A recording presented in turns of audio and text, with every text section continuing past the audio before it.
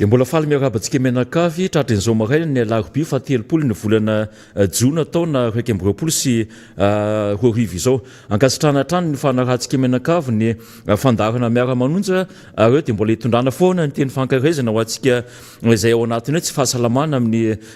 izao fotoana izao. Eo ihany koa isika hoe namoiavana noho ny fahafatesana mafy izany fisarana matana izany ka dia hitondrana ny teny fampinonana kopakopa-tanana ho antsika rehetra mpanaraka sy tapaka ny fandarana ianareo ao Tanambe ao ianareo any Anjorobe any ianareo Antsiromandidy any ianareo any Majunga Tamatave Fianaratsoa Toliara Dego Lyon France Paris Koweït Abidjan rehetrarehetra be dia be isika menakavy no mangataka an'izay kopa-tanana izay fa dia atao kopa-tanana faobe ho antsika menakavy engany ka hoe hitombo fahasalamana foana ary mba hoe hita sosiny tsara amin'ity fiainana izay hita hoe mangidy sy mafy lalovantsika ity. Raha ny vaovao misy eo isan'andro moa dia azo atao hoe mahakivy ihany ary mampieritreritra sy ny hoe mampanahy iny ihany namana solom-banivoaka miaraban'olo tonga sao tanatin'ny plateau député ambanivohitra député Rotin omeko an'izay teny fa fiarabana amin'ny mpiantsehatra izay ianao. Androany alarobia maraina amin'ity taona volana farafara volana juillet jolay ity dia faly miarabantsika menakavy kopahana tanana daholo ny rehetrarehetra any amin'izay toerana misy anareo indrindra ny any lavitra izay voatery nandao taninrazana noho ny fitadiavana mino fa anana amin'ny tombony ary izay mahasoa anareo tokoa ianareo any am-pitadiavana lavitra any izay manerana ny tany eto amin'izao tontolo izao. Da fahasalamana feno koa ho an'ireo tsy salama satria ohatra ny tazana miakatra ihany le zavatra na dia tsy lazain'ny fanjakana raha hoe milefo izy nefa to misy foana ny tsy fahasalamana dia miraro an'ireo mbola miatrika izany. Ho an'izay maty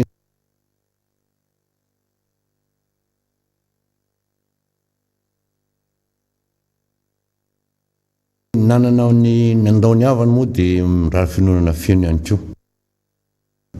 Ary ho an'ireo mpivarotra rehetrarehetra izay mino miara-manonja fa tena mahafinaritra fa tena mionjana tanteraka ianareo an'ity zavatra ity hoe inona zava-misy ilentina eto ny zava-misy ahafahanao miatrika ny fiainana manontolo fa tsy ohatran'izay taloha izay intsony ny erika izay tiana atao tsy mahalala n'inona ny vahoaka ho hitantsika eto fa ho avy etontsika fa hoe lazany zavatra marina sy zavatra nisy tato-terinandro ty. Ya angasitrana anao nitondra an'izay teny firaretso sy fiara-pibana ho an'ny voaka malagasy eran'izao tontolo izao eny fa na ny vahiny koa aza teratany vahiny izay efa manomboka lina sy hoe miantsehatra mihitsy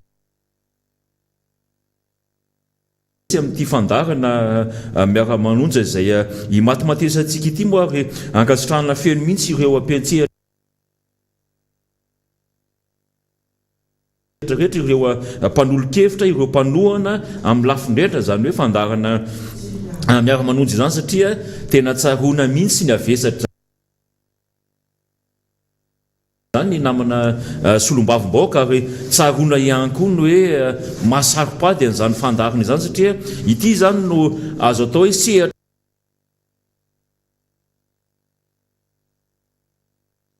anankiray ngeza be maneho ny fanoherana ny fitondram-panjakana na ny hoe sehatra anankiray ngeza be ahafahantsika manakena na manadiady na mampita amin'ny vaovao marina ary indrindra fa ny hoe mampita ny tsara ho fantatra ny voaka malagasy izay tsy faheno ao anatin'ny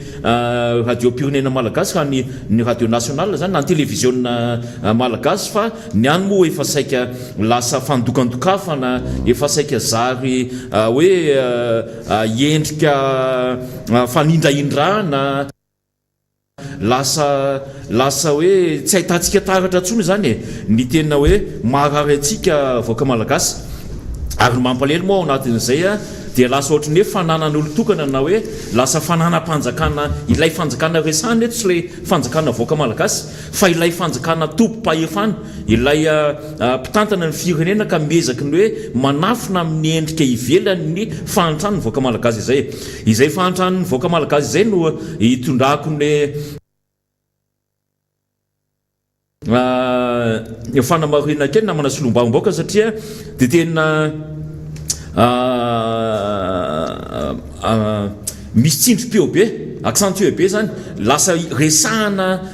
mafy be mihitsy anatin'ny ainao manjery vahiny ny makasika indrindra zay fahantrano-baoaka izay indrindra fa ny fiatraikan'lay hoe aintany fiatraikan'lay kere any atsimo izay naberesaka tatoato ny reportage na le hoe fanadidina na lay angom-baovao sy fampitanana zany ara-tsara sy ara-peo mihitsy navoaka ny mpanao gazety amin'ny France 24 anakirey Ramatoa Adjaina Gaël Bourget Adjaina moa satria le manonona anarana manahirana dia naberesaka iran'izao tontolo izao izy io ary nitondrana fanakianana mihitsy moa ny fitondram-panjakana malagasy ny hoe ezahany fanjakana no manenjika ilay mpanao gazety izay mezaky manao ny asany amin'ny fahalalana ary ilay hoe zoany sy adidiny mihitsy ny manao an'izany investigation zany sy ny hoe miasa kalalana amin'izay asa fanaova gazety ary mampita amin'ny olona tokony ampitana azy raha ny eritreritra nanao an'iny izy mantsika dia eritreretintsika hoe eritrereto ampitaina any amin'izay hipakany zay antso nataon'izay hoe mba jerefo ny fiatraikan'izany hoe ahitany sy ny hoe fahantrano voaka malagasy aty amin'ny faritra atsimo izay ny omaly dia mbola navoaka ny antenne 2 tao amin'ny France canal 2 zany izay fampitana vaovao zay ary eto tsy ilay hoe sanatry mivava ilay fahantranon'le piray-tanindrazana akory ny hoe tiana ho iraraina sy tansaina eto fa kosa mba tia hanaitra ny tompona ndraiky mpanjakana ihany na izany azy le zavatra nresahana hoe tokony ho pisy tangerany tokony mba ahafahana source d'information ahafahana mandray fanapahan-kevitra ny amin'le hoe fahamarinan'le izy ka hitondra sosa hitondra vokatsoa makany amin'le piray-tanindrazana no antony isy ondreny vaovao reny satria dia hienatra ho an'ny firenena malagasy hienatra voaka malagasy iray manontolo iombona-kevitra zany hoe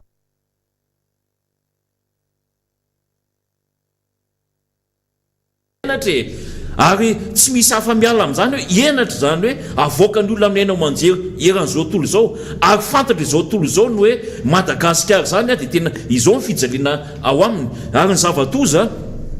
izay mba nieritriretina tsara soa vita teo aloha izay mba eritreretina fahampandrosoana sy ny hoe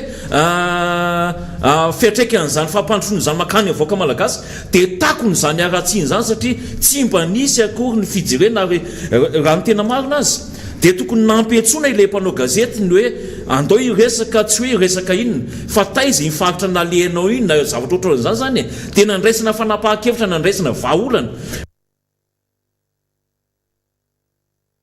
fa tsy hoe ilay olona mampafantatra anao zay tokony hoe hopisy tanarahanao zay zava-misy zay zay tranga-piarahamonina misy zay andraisinao zay vahaolan'izay izy indray no raisinao fahavalo ary ananganam-bovona mihitsy ao anatin'izay le hoe fampitana zay vaovao zay ary isika dia tsy afa-miala mihitsy mpiara-miombonantoka isika dia tsy afa-miala mihitsy amin'ireo mpamatsy volo ireo ninonina adedana tenentsika ninonina fisiovantsika amin'ilay iny hoe zay dia tsy antihatra amin'ireo mpamatsy vola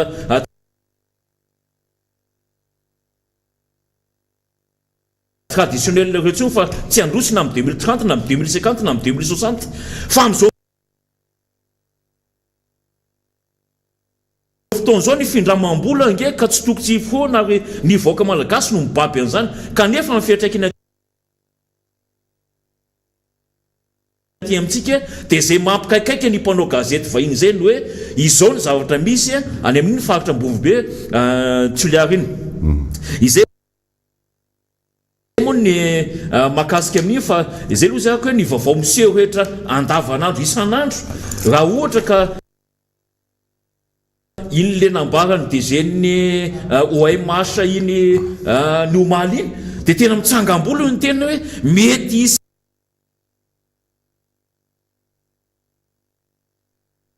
fiakarany mafy be ndray ve zany ny viditsoloky izay ny teneny mihitsy fa miakatra hatrany amin'ny 85 sa 95 dollars teo izy ny baril.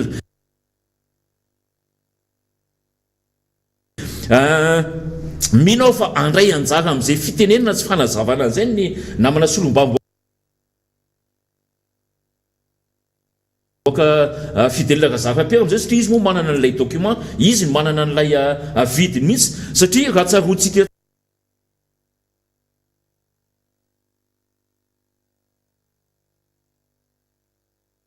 tsara tamin'ny fotoana talohan'ny confinement efa nidina ambany be dia ambany be mihitsy ny vidin'ny baril amin'ny solika kanefa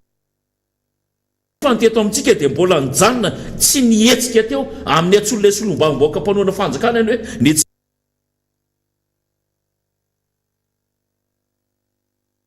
nge tsy nihetsika fa nitombotombo kely fotsiny ary tsy tena hoe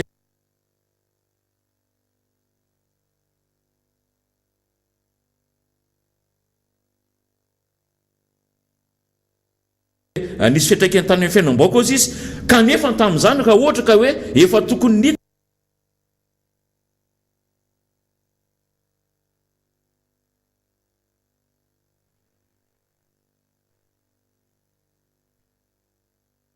na hoe nidina mihitsy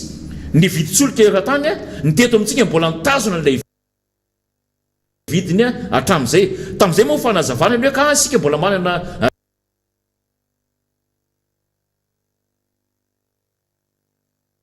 stock ho volana dia teo anelanelan'izay zany raha ohatra ka tena tsara tantana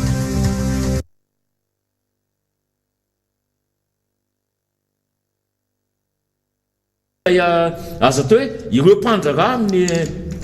resaka solika ireo dia tokony hitan'le fanjakana malagasy ary efa nabe resaka teto ihany koa zany hoe efa afaka nitrosa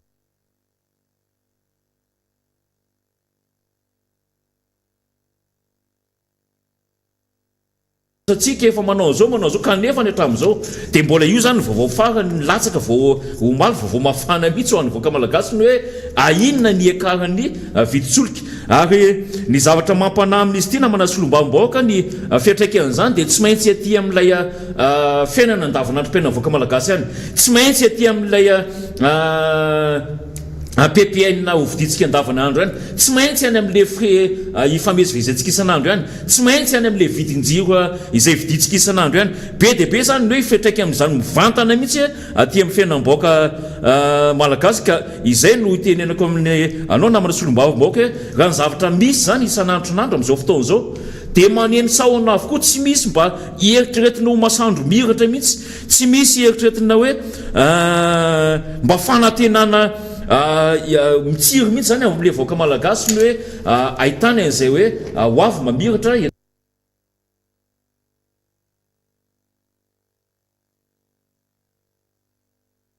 amin'ny firenena izay ekena somarina dolo ny tenenina to namanarika satria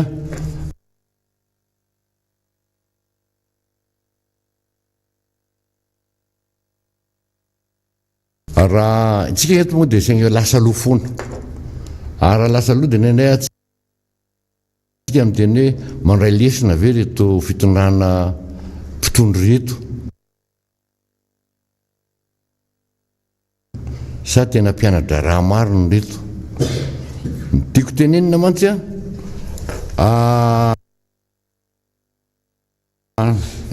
tao aloha efa talohalohan'ny confinement reny hoe nidina ny lasantsy ny gazoal ny any amin'izao mpamokatra rehetrarehetra dia natrany amin'ny firenena amerikana rehefa milaza hoe tena nitotongana ary amin'ny farany ary amin'ny tsy fantatrasonina 10 dollars na tsy haiko tsy haitsika zany ny nanana roatra ny zavatra misy inona moa no ahafahantsika manana roatra ho anao voaka malagasy miasa tsy mahalala ninina sy mampakatra maninona miakatra ny vidinentana dia tsika zany zay no alalana iarahanareo amin'ny miara-manonta ilazanay zava-misy io efa niresahanay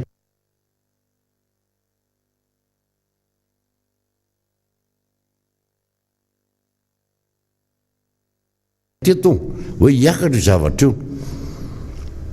fahaizadino fa ny fiainantsika ray manontolo dia ao amin'ny solika io daholy na ny ambanivohitra ianao na andrehitrafo anao na andrehitra jiro anao na taxi brosy tagnenatsika menakavy io rehefa miakatra io dia zay no atao hoe fiainana sarotra ho an'ny voaka malagasy. Ny somary dirako kely ty fa zay moa nytenena tamin'izay satria efa nantsitia koa ny atao amin'ny omisy zany le raha matota le vaovao amin'ny omisy dia efa nilaza fa taloha dia maro ireo mpitrandraka dia marina tokoa zany maro ireo mpitrandraka solitany taty Madagasikara ndrena tamin'ny ilany atsimo ndrefa navara sy be dia be tonga teto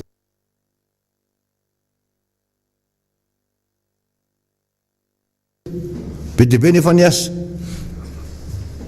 fa ankehitriny anankiray dia anankiray sisa ozy zay sisa velona amin'ireo mpitrandraka rehetra io zany hoe mampalahelo zany satria tamin'ny andro tany président Valomana nitrandrahana voalohany iakaran'ireo iakaran'ireo mpitrandraka ireo eto Madagasikara zany hoe ireo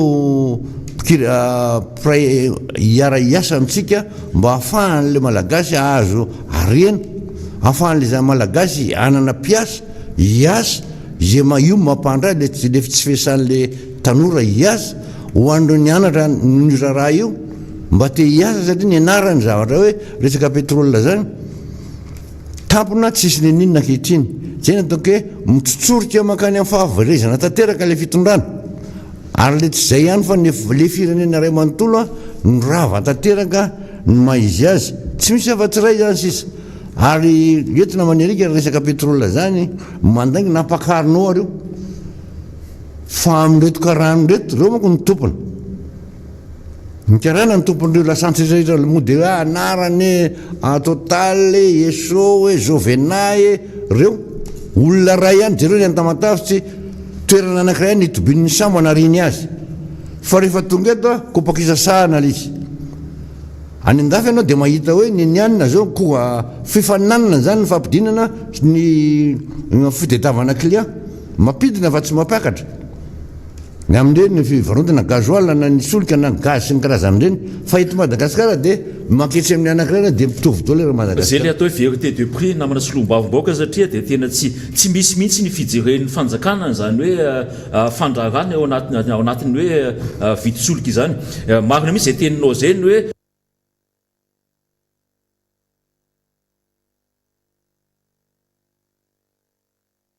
ahoana moa ny impossible an'izany hoe Total sy ny Shell ny Jovena ny galana dia mitovy daholo ny vita nefa ny samy hafa ny toerana angalany andreo ako samy hafa ny raha finiria ny donany andreo ampadio an'izay solika hoe azo ampiasaina eto amin'ny firenentsika zay fa dia zay moa le tenenina hoe manjaka tokana ary tena hoe manao zay tiany atao mihitsy ny mpisehatra anatin'izany fandrarana amin'ny resaka solika izany io moa mbola irahantsika mahita io any satria raha le vaovao teneniko tamin'ny alina zay dia tena azo atao hoe tandondomondo zany le fiainana voaka malagasy raha ao anatin'izao fahantrana lala lefa mitrosona amin'ny tany zay moa le voambolana resantsika eto foana zay ny hoe mbola misy an'izany zavatra mitatao ngeza be zany ary mbola misy karazana endrika fangalana etra ambonin'ny etra zay fandohantsika mahazatra ho sahirana eto isika menakavy vaovao vao mafana milatsaka vao zao moa namana solom-bavim-baoaka ary izay le teneniko hoe efa mirahinina ny olona rehefa misaina ny olona rehefa manomboka manonja daholo ny olona tsy manaiky lembenana ntsony tsy manaiky atao tsinotsinona ntsony eto amin'ny tanintsika zany satria dia migrevy zany zao ny mpiasa amin'ny poste etsy tanina renina satria tadiavin'ny fitondram-panjakana ho privatisena izy io dia tsy avelan'ireo mpiasa miditra ao anaty ny ministera ny ministre tompony ndraiky amin'izao fotoana zao io moa zany mbola hoentsika manarama mahakasika an'izay tsy takatra saina ho resahany zavatra misy amin'izao fotoana zao izay no malaza azy satria raha mikritika PPN isika dia manarama olona izy vola tokony akalesany amin'izay PPN zay manarama olona izy anaratsiny atsika hoe ireo dia tsy miresaka afa-tsiny sosialim-baoaka ireo ka mahafantatra fampandrosoana fa androany le fampandrosoana resanao fa mampadadany ianao io hitatsika io fantrany le voaka malagasy mihinana hoditra ary anenjehana le mpanao gazety ny zavatra misy ankehitriny dia tena tany tsy lanitra misy raha le endrim-pitantanana sy ilay olona mpitondra miolotra amin'ilay voaka malagasy kanefa ny zavatra ezahana ampahafantarana sy ezahana amin'olona maso sy amin'olona sofina amin'izao fotoana izao tena hoe efa tena lavitra isika ary efa tena makany amin'ny fandrosoana tena izy makany amin'izay le hoe nieritra teny voaka malagasy ametrahana azy dia raha tamin'izay le hoe nisiny ny fampielazikevitra sy ny fampanantenana miopapany raha ny tokony izy roa taona sy tapany efa makany amin'ny fahatelo taona sika fa tsy hoe roa taona sy tapany satria efa fahatelopolo ny volana jona androany zany hoe efa makany amin'ny fahatelo taona ny tantanana ny raram-pirenena tao anatin'izay telo taona miampy 5 taona ny tetezamity izay dia hitantsika tsara mihitsy ny fiatraikany raha tamin'ny fotoana ny tetezamita 5 taona dia hoe mbola tsy nahazo reconnaissance io mbola tsy nahazo famatsiam-bolo fa voasazy kanefa tamin'izany aza dia nyresahana ary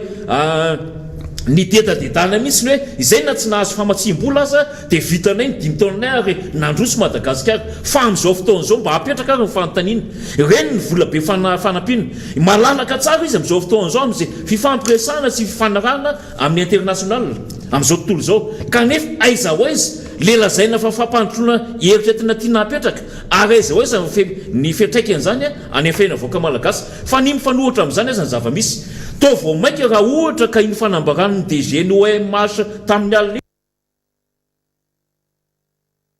no miseho hoe hiaka-bidy indray ny vitsolika ato ato ary tsy misy akory izay teneniko zao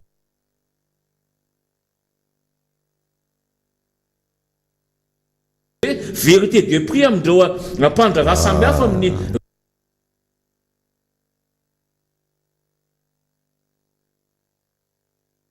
resaka vitsolika ireo dia mbola isika voaka malagasy ihany zany no etraka an'izany ary isika samy sika eto ihany no sanatry ny vavy hifanenjika sy hifanebaka fa raha ny zavatra iainan'ny fitondram-panjakana ange fantatsika tsara fa tsy miaina amin'izany izy tsy tratran'izany izy fa satria izy raha ny tompony andraikitra ambony ampitantana firenena zany to entsika fa sady loger zany etohana ny jiro soranony zany etohana hatramin'ny mpiasa trano ao aminy etohana ny fahasalamana zany etohana na ny tomobile hoentiny zany masy etohana daholo ny rehetrarehetra ao aminy no zany sika vahoaka malagasy aza mieritreritra mihitsy ka ho tratran'izany ny mpitondra ny firenena ny mpitantana ny firenena fa ny angatahntsika tsika tsy hoe atomba atovy an'izany koa isika ary tsika tsy hialina ny amin'izany mihitsy asakasany iny izy aza moa nasahanteny tamin'ny fotoanandro fa ny karamany ono na tamin'ny karamany dia omeny ny faritra isam-bolana na isan'ny tsy fantoko ny teneny tamin'izay fa asa hoe faritra izy moa zany zao nefa nahazo an'izay hoe tamin'ny karama ny filoham-pirenena izay fa ny zavatra misy ankehitrina dia ny fahaseranana etseroa ny fitakiana etseroa ary ny hoe fampahafantarana ny tsy mety na ny ateraky ny tsy fandripalemana ny ateraky ny anoanana zany foana no entsika isan'andronandro na manasolombambaoka raha tiana tsy maintsy misy foana ho any tamberina namanarika dia rehefa mitamberina ianao amin'ny resaka zavatra lisahany sedy eo dia zao ny zavatra misy zao tamin'ny fandraisan'ny andrajoelona ny fitondrana io dia mipetraka teny premier ministre zany 73 député nakeny teny andapa zany dia mahazo riva raha vao niditra tao dia zavatra tao anatin'ny saiko rika dia hoe misy olona anankiray lehibe anankiray ato misy olona fotsy volo efa lehibe ray ajaina izy fa ray aman-dreny tokoa fa raha vao nahita azy dia hoe tsy maintsy zava-doza zany ty fitondrana ty fitindray mbola tonga ato rangaha ty zay ny zavatra ny tao anatin'ny saiko zany zava-doza anazony fireneny ty kango zao ny zava-misy tamin'ny andro tamin'izy premier ministre zany tamin'izany andro zany tsisy afa-tsy voarotananina tsy ny aina zany tsy nahita volana akatsy re normal aho raha marina reny teny président ravalomana reto tsy manana reconnaissance internationale tsy misy fa resaka ao anaty garabatsaoana fotsiny eo dia mikorotana ho fotsiny dia zay izy azaombola inona no azaombola dia hoe privatise io mahatonga nyty resaka ino ty izy resaka hoe poste sy ny karazany ty io hoe tamin'ny andro ny zokola tsy haiko nany anina misy azy zao maranty vao niakara tao amin'ny ministre ny poste dia efa gidagida be tao tamin'izany fa mitetika zay le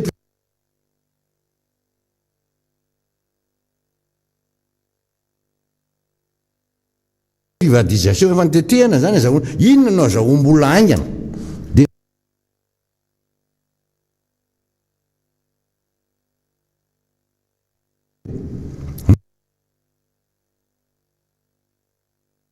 miara-mijetrika menakavy ho anao voaka malagasy mihaino aho ho anao mpianatra izy anjara miborsa tsy miposta dia lazaina miposta zany miaraka amin'ny caisse d'épargne ahoana fomba ahoana izarany ngamana fanakaiza ny tompony anaiky tamin'izany zay ndre rehefa any an-dalana any le resaka varotana taninazy na varotana an'ireny orinasy ireny io zavatra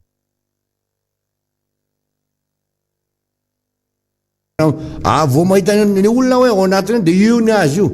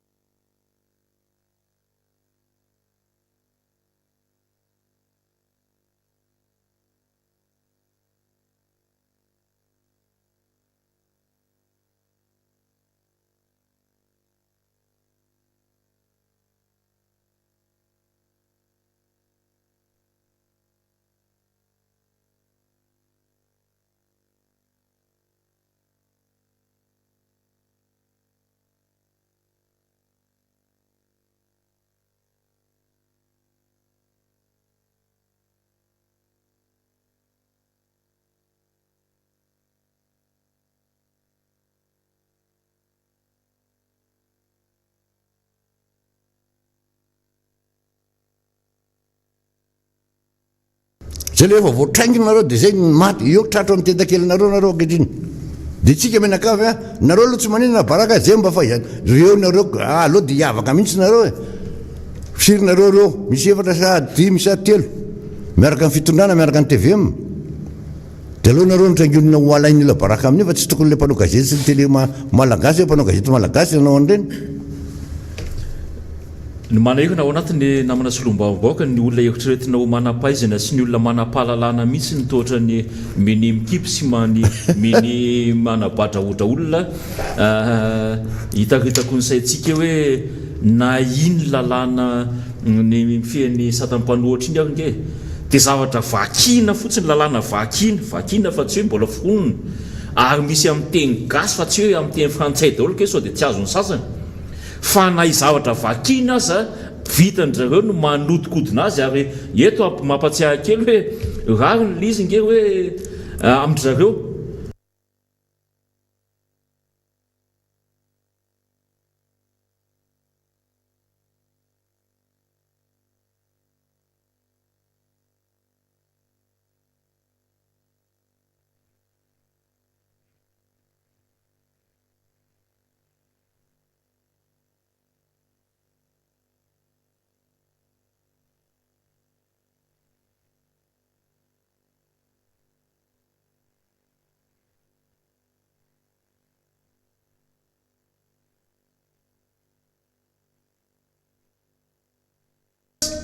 mba ahiratra tsara ary ahita tsara ary aheno ny sofiny mandreny hoe inona ny zavatra tiana tokavina ao anatin'izay fampitambavao na ao anatin'ny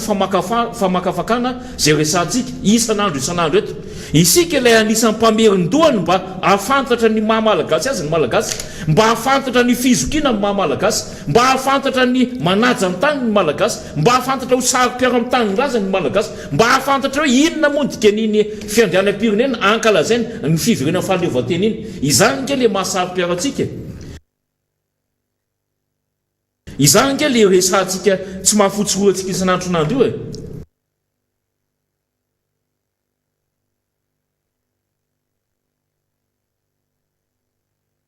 izany le mahatonga atsika tsy mandry andro amanalina mitady foana vahaolana anisan'ny vahaolana resahana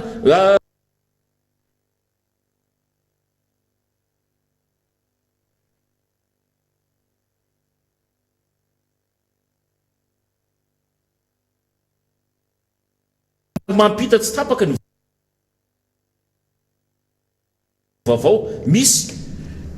ary mampafantatra ihany koa hoe mba manahoana ny fiainan'ny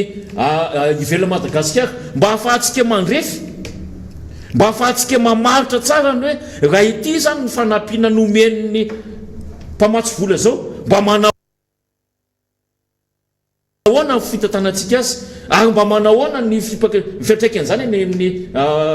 fiainam-bahoaka vaonomalinomaly no tapitra ny fivoriana ara-potoana na ny atrehanareo ny fambola-volana ny hoe la teti-bola-panjakana zany na ny loi de finance rectificative zay hojerevantsika eo moa satria efa nitondrantsika fanazavana teto ihany koa no maliny hoe mba rariny ve ny any amin'ny mahakasika ny fiainam-bahoaka maharary vahoaka mihitsy azy no nahena ny kitihana be indrindra izany hoe mbola zany zavatra rehetrarehetra zany mbola ametrahantsika fanontaniana ny mety ho avy ny fiainantsika mety mbola ho fiatraikany zany aty amintsika isam-batan'olona namana solombavam-bahoaka vita tokoa le fivoriana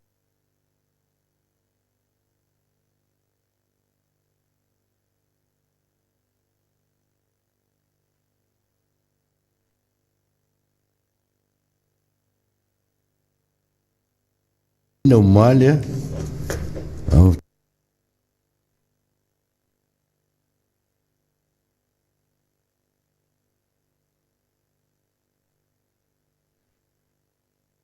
to fandanina le teti-bola-panjakana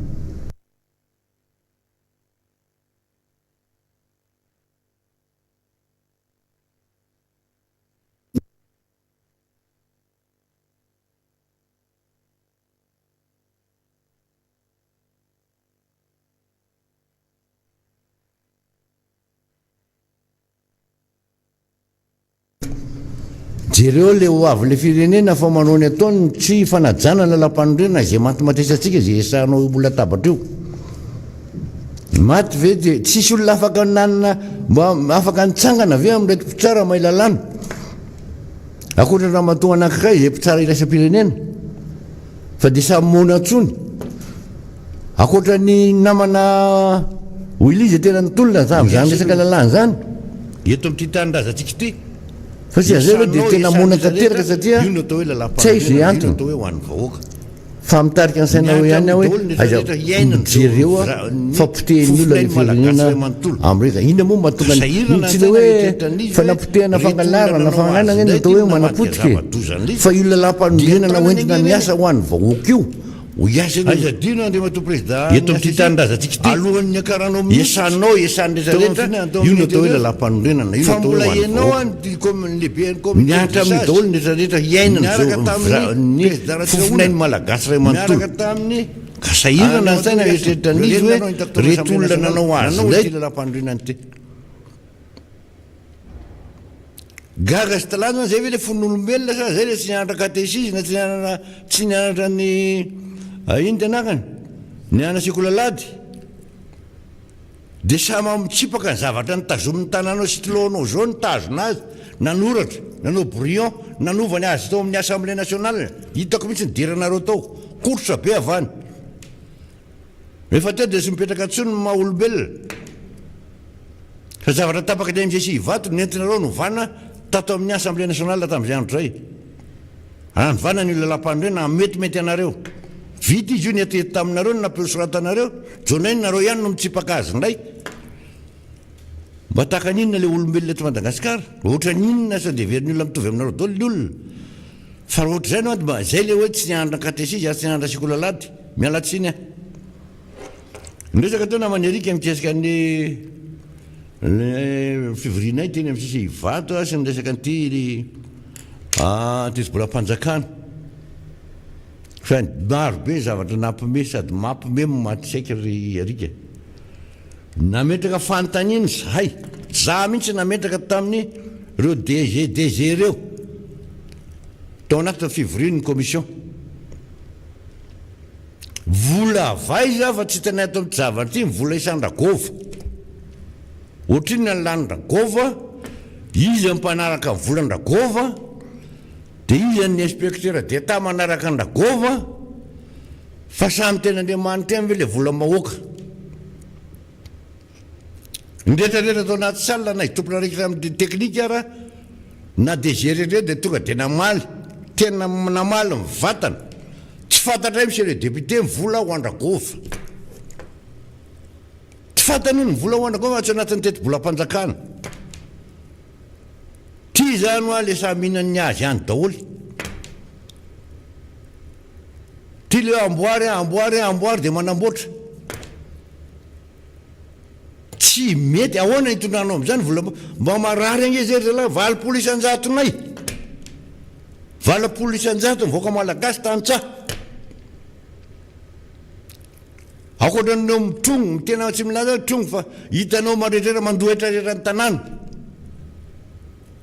na manao briky izy na mitopety izy na mamafa tokotany izy na mamafa lalana izy na mitsofery izy na tsofery izy mpanasa tomobily mandohetra ampandoavinareo hetra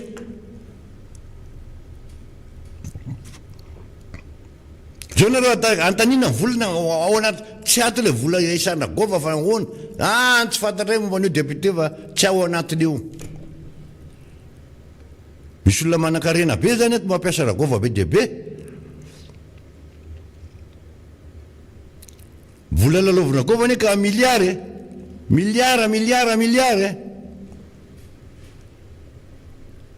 zay zany ny ainatsika eto normal raha ohatra zao fiaina raha malagasy satria samy mandeha famitady a dia samy mitady mikepoka ny ho azy a fa tsisy akorakory anakay avay afividy ty na avaisa fa manangana izy any amin'ny région dia hoe zany lehibe eto dia mitsangana zao ny distafiko zao ny any tamin'izany a rehefa nahitako a rehefa nisy cotisation tamin'izany nefa hitako tao voapetraka kelikely ragova io fa misy 10 millions d'ariary arotsaka ho any zany neny zany tsy haiko neny io na izy fa io aterina isam-bolana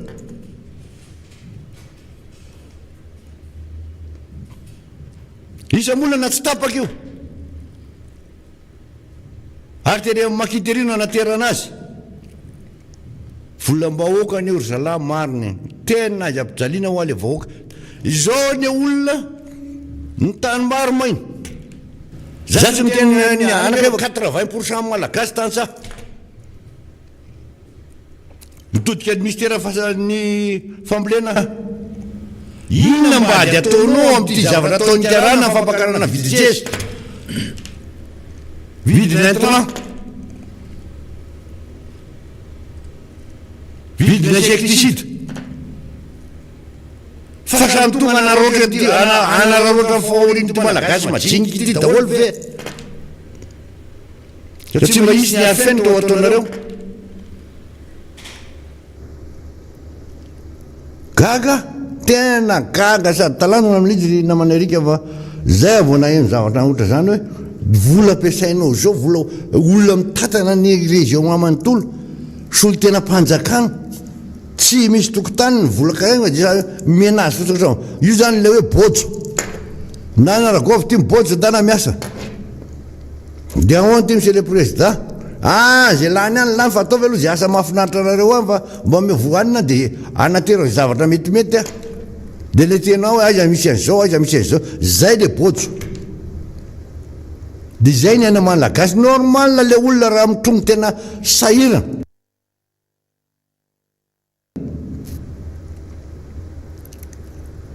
fa kaekely sitilo anaran'izany na tsy fa io zao ay mbola isy fampianarana am'izany na normal ngamba zay mba nanasora hoe ayanao ny fampianarana tsy dokotera tsy fampianarana tsy misy le dokotera re manao fahasoavana ary ananina re ary aminay re tsy misy dokotera firy any recensé aloha le dokotera dia izy adolo ny toerana dia apetrao le médecin inspecteur anareo dia atao voatra ny fampianarana koa io mahafinaritra ny fampianarana manjary misy adjoint chef Cisco zany misy ira zay ho alefanay rehefa avy eo fa ny aminay misy an'io zavatra io io le ira dia fantareo avany any député roday moa tsy azany tena misy an'izany ary tonga dia makan'izany hay misy hoe avany amin'ny arenada tonga dia hoe ty adjoint le chef Cisco fa tsy dia teo loha raha fahaizan'le chef Cisco fa aleo izy ampiatiana tosika izy anaterany tsaky le avany amin'ny arenada zay zany le takalo le nanao propagande fa nareo ihany mahay miasa fa ny olona tsy mananasa le olona te hiasa tsy miasa teniko taminareo atao ministre tao anatin'ny assemblée nationale tamin'ny fivorianay teo ny azy resaka fasika zay zany investissement ho ataony za tonga dia directa hoe tsy any monsieur le ministre fa zao atambaro avereny dolo zao ny fransa rehetrarehetra manangana orinasa jereo reo mpianatra mivoaka ny akatso be dia be na ny akatso na fanjakana na privé reo nanandovany mba lany volany ray aman-dreniny na maîtrise nareo iny reny misatroka ny voaka hoe ivoaka miakanjo mainty sy ny karazany tsy karazany inona ny menareo an'ireny fa zao nao dia fianareo daholo hoe ndany ty ataovy anazy zay ekipakipanao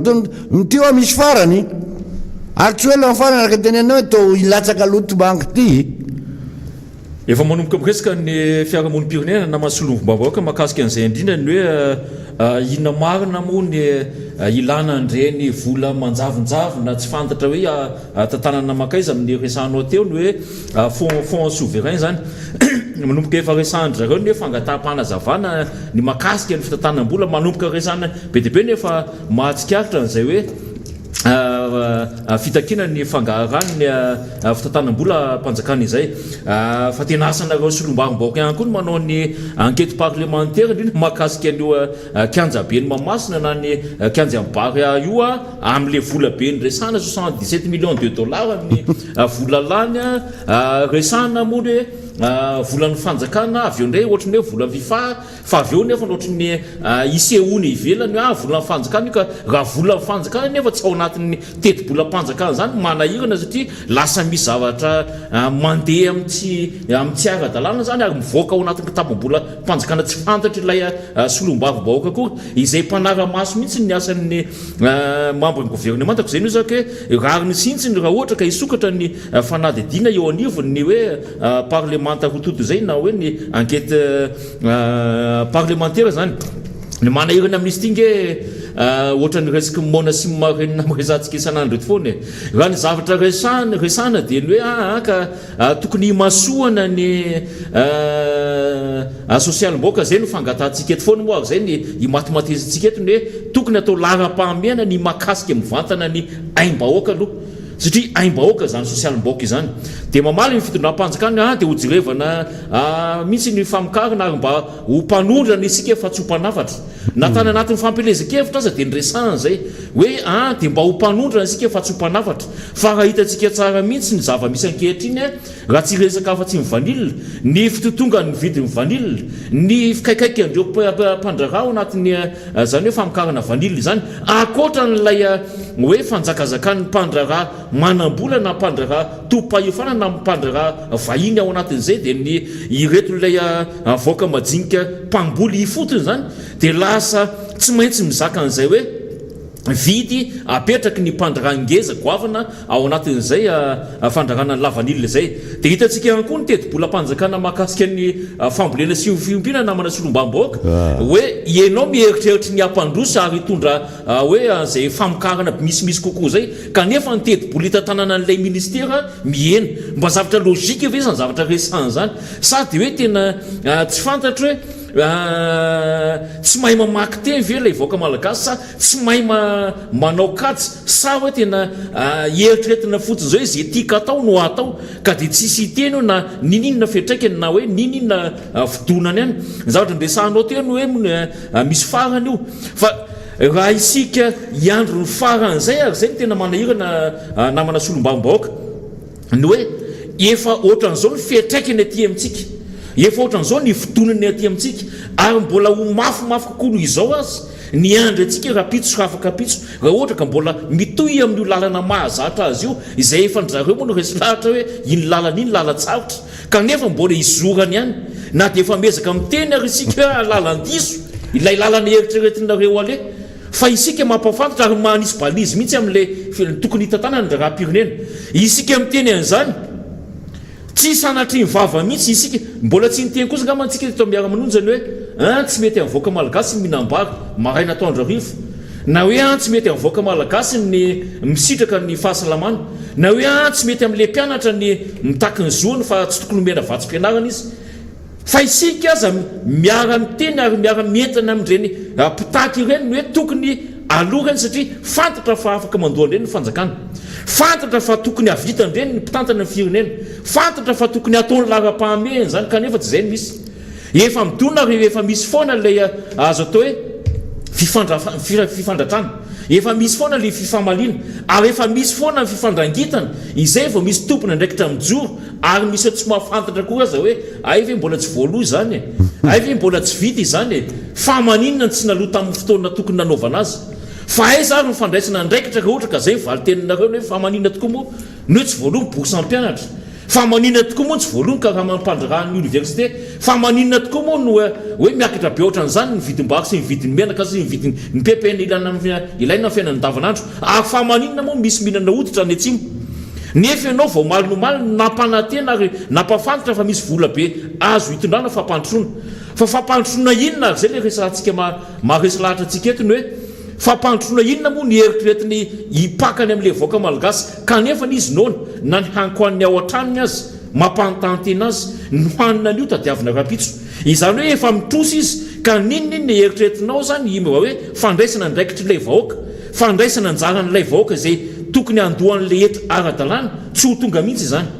satria tsy maintsy ny lara-pamena ao aminy dia ny sakafo hoaniny vady aman-janany ny fianarana tsy vitany ny zanany ny fahasalamana izay midona amin'ny isan'andro an'andro mampatahotra azy io ary zao moa tsika mbola tandondomondoza amin'ity hoe vary an-delta ty mbola tsy fantatra zay ho fiatraikany io na ny ara-pahasalamana na ny ara-ekônomika indrindra fa ny ara-sosialy zay resantsika io izany hoe zany rehetrarehetra zany zany le ametrahantsika fanahina aty amboalohany ametrahantsika n'ilay soro-dalana eritreretintsika tsara mihitsy hoe ifampiresana ho amin'ny voaka malagasy manerana nosy na ny hoe ny any ivelany koa azy atao anatin'ny mampatsiahy fotsiny ako namany arika satria resaka fiainam-bahoaka atolotra zany ny fiainam-bahoaka dia hoe inona mba eritreretao fanjakana fa le olona nefa tena amin'ny teny reny amin'ny arabe le olona nefa mijery andramaraina rehefa mandalo amin'ny lalana andehanako isan'andro an'andro dia hoe andriamanitra fa iny ty mahazo an'ity vahoaka malagasy dia ohatra zao foana ve ohatra zao ny fiainany fa tsisy mpitsinjo fa nefa le vola nefa to tsy mba mivola amina ariary sy amin'ny franc malgasy hoe 500 mille fa 9 millions fa vola amina milliard isaka mitena tadidro sara président Ratsiraka alohan'ny alany tamin'izay namany Erika fa zay niteny izy na amena milliard ka moa le milliard tapitra tao amin'ny asa fa ampolony dia vita rava ny fitondrany président Ratsiraka ka izay ty zavatra ty hoe tanisa milliard le zavatra tsy hoe le BDB nefa nizaraina milliard zay fa tsy hitako zay nandehanana eto mitodika kely amin'ny vahoaka malagasy manontolo ao amin'ny 20 isan-jato ny vahoaka tantsaha ary itodiako amin'ireo solombavam-bahoaka avy any aminareo tsirairay avy mialatsiny fa miteny ary mahita zavatra tsy miady napetraka ny otiko ny ACC non napetraka ny tranomaintso sénateur ny everina fa mahalala ny fiainam-bahoaka any ambanivohitra satria zay ny sénateur zay any ambanivohitra any vondrom-bahoaka hitsindram-pahefana fa tsy fatany zany misy lalàna anankiray ny atambaratsika menakavy député rena nangatahana ho anatanin'ny olona ty andrenivohitra ampio zay ny fanaovana ny lalàna mikasika ny toaka gasy ao anaty teto-bolana taona teto tompoko a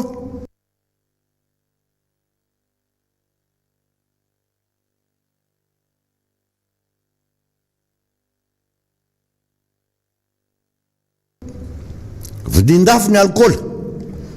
ny etanol zavatra tenenao anatin'ilay izy zany zavatra farana daholy tombotsy ho an'le mpanafatra veny dia davy fitondrana sa fitondrana mba afaka manodina an'le vity eto Madagasikara vity eto reo maninona ny asatsimo ny asatsinana azy ny créole zay tany jerenao tampary daholy fary daholy ny tampary miasa miodina makany Maurice ianao fary daholy makany ACCL ianao fary daholy fa maninona rehefa ny gasy manao zany azadiny fa tsy tantsany ambanivohitra rehetrarehetrarehetra raha vao mijery ianao any ambanivohitra ka fary tsy lany kikisana le fiahany io dia sahanareo no hoe asina an'izao ka zay le zavatra mihitsy ka nananakaiky ianareo mikasika ny mialatsiny mikasika ny jama dia alohanareo manohana ny jama hoe jama zay mbola nanay vola be dia be nanao fanjakana angamba janony aloha toka gasy nareo fa le toka gasy nge tsy natao hoe ho toka gasy sotrony fa be dia be zavatra voakany toka gasy io ary zavatra natoraly io ary mamelona olona be dia be dia mahafinaritra anareo tao fitondrana ave sa zay no atao isaka mane arivo barika ny dorany zandary tarianana aina nge manao an'ireny tonareo mitadika nanao an'le zel toka gasy ange nareo anaovana alcool zafady anaovana alcool dia nampanina dinana mifafinaretanareo raha tena mitonjo zany ny mpiasa malagasy firy tena tenenina aminareo amin'ny sénateur amin'ny sénat teo fitondram-panjakana aminarivony tantsaha anynaty aliana mandoro sy mitanika toka gasy mananasa daholo reo tsy mangataka fanampiana aminareo reo dia inona loatra natonga ny zavatra nataorareo ty mampalahelo fa zay ny teneko an'ireo député hoe inona zany ny valikafatra omenareo omentsika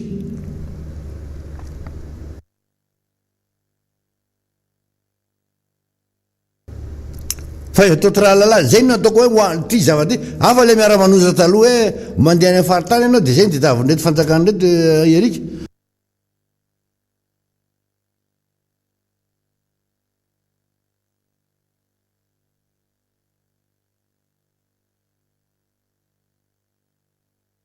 le hoe tompanohatra mba ihana dia tsy ilaina miteny aty aminay anao fa any aminareo anao miteny fa ity mandeha miara-manoa dia mahainy dolo zao tontolo zao dia za zany eto miantso hoe zay zavatra misy ry vahoaka malagasy 80 isan-jato tantsa alohandrareo mamelona sinoa karano amijamo zay amelona le malagasy amin'ny toka gasy mba afahanareo miainana anaty ravikazo any efa tazako any namana ianitra fa dia betaka zavatra nentina teto ary nanontena ho lazaina le resaka loi de finance moa mbola aloha hiteo aloha izy satria be dia be ny zavatra efa nitrandrahana anio atry ny alina ny rahantsika menakavy a dia aloha mivety azy ny vetindray rehefa avy eo hoe ia le manao tononkila voalohany dia ny tononkila faharoa rehefa avy eo fa ny atsika aloha aloha janona teo tokoa rehefa avy eo moa misy lana dia miverina indray ankasitrana anao namana solombavam-bahoaka na mian'izay azo atao hoe famelabelaka kevitra avy any aminao zay izy moa izy dia zay mahafinaritra fa izy plutôt any amin'ny hoe tontolo ambanivohitra sy ny hoe ny marary ny vahoaka ifotony ilay 20 isan-jato tatsaha mihitsy ny tena resany ary matimatesany izay raha teo koa ngamany hoe natafapetraka azy teo foana izay fahatsoran'izay katy manday zao ny hoe lany amin'izay solombavam-bahoaka tamin'ny alarany antoko tiako Madagasikara zay ary zay no zaka hoe tena miendrika mihitsy izy tsara toerana mihitsy izy miresaka n'izay hoe tontolo ambanivohitra zay ny indresany farany teo le hoe ny vahoaka mpitrandraka na le hoe mpamokatra angovo any fotony zay zay tokoa nge ny zava-misy satria raha hitantsika tsara ny hoe mpandraraha iza moa tena manankareny eto amin'ny tany sy ny firenentsika ny akabetsahana izy ireo nge dia ilay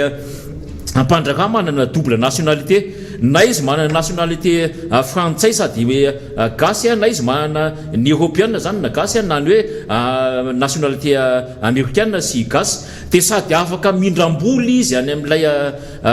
firenena ny aviany no afaka mindramboly izy eto amintsika ary ny tena manahirana dia eto amintsika ary izy ny tena manjakazaka mihitsy amin'izay findramam-bola anatiny zay satria raha ny hoe ny tompony reny banky eto amintsika ireo ny akabetsahany dia teratany vahiny avokoa ka aiza moa mba ahafahan'ilay teratany malagasy mbola vao misandratra ao anatin'izay hoe fananana ilay matière première zay mba ho ahodina angova ahafahana hoe mivelona sy ahafahana mitondra fampandrona ho an'ny tontolo ambanivohitra ny toka gasy moa nyraisin'ny ohatra teo izay le efa nitondrako fanamarinana teto hoe ninona nge fomba teto Madagasikara ary ninona fety na ankafaliana na ankaratsiana dia nalaza foana zany hoe toka gasy zany fa ny hoe ny taux d'alcool ngany tokony jereva ministère zay tokony amerana azy na ny hoe ahafahana mampiditra azy ao anatin'ny kalitao tena ilaina ary hoe ifaninana misehatra arabaritra zay no tokony hoe jerevana manokana ny amin'iny fa tena hoe rariny tokoa raha ohatra ka jerevana manokana izay tontolo ambanivohitra ny mpamokatra avy any ambanivohitra zay fa tsy hoe dia ho tratrany tsindrio falavo foana na ho tratrany kely tsy mba mamindry foana ny tambanivohitra malagasy izay no faharitana foana hatramin'izay ny hoe ny 20 isan-jato ka raha ninina vokatra fahatsarany vokatra ho aminy dia ilay mpijirika aloha na ilay mpanelanelana irahany mpanambola vahiny na ny mpanambola gasy manambola ny hoe manelanelana foana ary mividiny reny vokatra reny amin'ny vidiny mora dia mora nefa ny aveo le izy amidiny amin'ny vidiny fantatsika tsara ny sandam-bola amin'ny euro sy ny dollara dia tena hitantsika mihitsy ilay elanelana sy ilay antsana manelanelana ndrany hoe mpandraraha mpanambola collecteur makany amin'ny tambanivohitra ireny izany ka ireny anisan'ny hoe hitakitsika ny fandraisana ndraiky ny tompony ndraiky mpanjakana ireny anisan'ny hitakitsika ny hoe mba ahafahan'ilay tatsamy misondratra ao anatin'ny fiainan'izay ireny le mahasarym-piarantsika anatin'izay le hoe amin'ny lafy ny ara-tsosialy zay satria ny ara-tsosialy tsy eo le vahoaka tsy mihinan-kanina ihany fa na dia mamokatra ary izy ka tsy eo anao pia azy miaro an'izay hoe vidim-bokatra izay dia tony tsy misy ihany ary ny mampalela ao anatin'izay dia tena tratran'izany any amin'ny fiarikarena azy atao hoe mampidi-bola mampiditra devise ngeza indrindra eto Madagasikara mihitsy raha lay vidin'ilay vanila era-tany no resahana dia tena hoe tena tokony amirapiratra raha ny any afaritra tapany avaratra sy avaratra tsy nananosy iny fa saingy tsy izay moa misy fa zay le teniko zay mbola eo reo mpijirika ary mbola eo reo mpanambola mbola eo reo teratany vahiny manao tsindrifalava ary manjakazaka mividin'izay tiany anaovana azy ary hatraminy hoe nidaty fiotazana sy nidaty fanondranana indreny azy ny mbola any amin'ny andriny zany no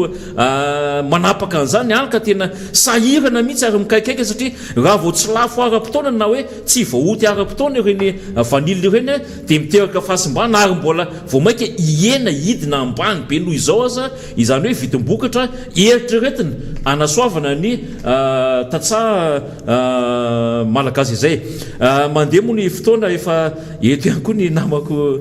solombavim-bahoaka mahita ianitra razafy manatsoa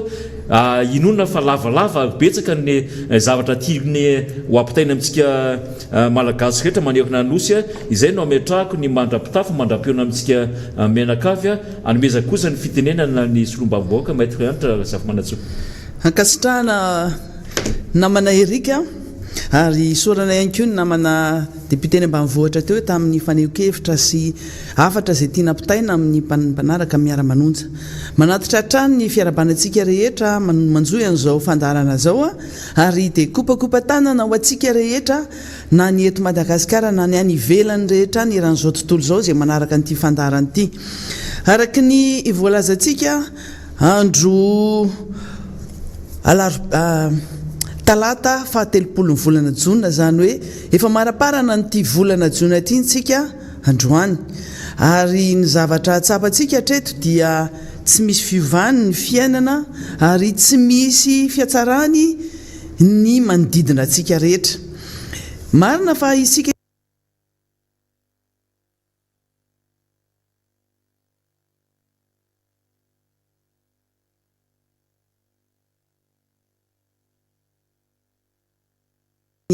olona mbola mitondra ny teny fampahirezana tsanirany ary mankahera leo fianakaviana izay manana zamarary zany toy izany ihany koa fanairana manjo mitondra ny teny famondrika mpanajana eo anatrehan'ny fianakaviana izahay ary maneho ny fiaraha-miory amin'izany fahalasana ny havatiana izany ny tapaka ny namana sy ny sisa izay fantatritsika fa mbola misy foana indrindrandrindra mikasika an'ity ary valana retina Covid-19 ity ny zavatra ho resantsika androany mbola iresaka itoytsika ny resaka momba ny loi de finance rectificative na ny toetim-bolam-panjakana nasiana fanovana zany zay nofidiana omaly zay fantataraintsika teto moa zany ny fomba ny atrehana zany sy ny zavatra mitranga eo anatrahanyzaminy antemera-pirenena izany resantsika zany rehefa aveo ary hitondra antotanisa vitsivitsitsika mba ahafahantsika mahafantatra hoe ohatra zao kay ny tetibolan'ny ministera isan-tsokajiny ohatra zao ny tetibolan'ny androm-panjakana sy ny sisa zany ary ny ahitantsika le hoe nampidinina inge izy ity ary misy fanoharana zay ho ataontsika satria misy gazety mpanohitra eto zay manohitra trany ny zavatra voalazantsika eto moa zany dia milaza fa dia hoe natao lalalaram-pamena ary nampiakarina hoy izy ny tetibolany ireny ministera zay misahana ny sosialim-bahoaka ireny dia aleo fa ho hitantsika rehefa aveo le izy hoe samy mahita marintsika hoe zay tokoa ve ny tena izy fa matotsika ny tetony teny hoe fanjakana tsy mijery ny sosialim-bahoaka ary tsy mirarahan'izany vahoaka zany no misy fa ny tetibolan'ireny ministera misahana ny sosialin'ny vahoaka ireny zay andrasa ny vahoaka ny tokantrano any no nampidinina indray fa ny ministera zay anao an'ireny oeraoera ahafahany manao an'ireny oeraoera parti isakiny mandeha reny isakiny manao fitetezana faritra reny no nampiakarina na tsy nampidinina na nanalana mihitsy raha ny amin'ny ankapobeny ministera isan-tsokajiny dia nampidinina daholo izay mikasika ny fiainam-bahoaka toy ny filaminana zany toy ny misahana ny mponina zany misahana ny fahasalamana izany misahana ny fambolena sy fiompiana zany rehetra zany mikitika ny fiainan'ny sosialin'ny vahoaka malagasy na ny andrenivohitra na ny any ambanivohitra mila n'izany vola entina miasa zany ary mila misitraka an'izay volan'izay eto moa zany tsara ihany ny miteny amintsika eto amin'ity fandarana miara-manonja ity fa ny tetibola zay entina eo anatrehan'ny antemera rotota dia ny amin'ny akapobeny hoy dia misy vola mamatsy an'izany teti-bolam-panjakana zany. Ny goavana ao anatin'izay rehefa akoatrany ny fidiram-bola avy any ivelany reny trosa zay trosaitsika isaky ny isan'andro zany ary hoentina eo amin'ny antemera-pirenena matetika manaovana an'ireny lalàna fankatoavana la loi de ratification an'ireny trosa reny dia ireny anisany mameno ny teti-bolam-panjakana ampandehanana ny raha-panjakana. Fa ny vola zay miditra avy eto amin'ity firenena ity zany zay vola azo avy amin'ny alalan'ny hetra alohanao. Maro be matsiny tsy mahazo an'le hoe zay nga moa mandoa hetra, ahoana moa fomba andoavantsika hetra amin'ny mivantana io na ankolaka. Fa raha ohatra ka orinasa le izy dia misy ny fepetra zay takina sy tanterahana amin'ireny fangalana an'ireny rehetra na taxe zany na impôt zany sy ny sisa. Fa misy hetra amin'ny akapobeny moa zany hoe taxe, impôt, droit d'accise sy ny sisa zany mbola lesona be ampianarina indray zany ho resahana raha ohatra ka afaka miresaka amin'izany foantsika. Fa ampangona amin'ny hoe misy hetra lohanao io ary tafitro anazy zany hetra lohanao zany na fividiananao zavatra fotsiny ary hoe misy taxe, misy TVA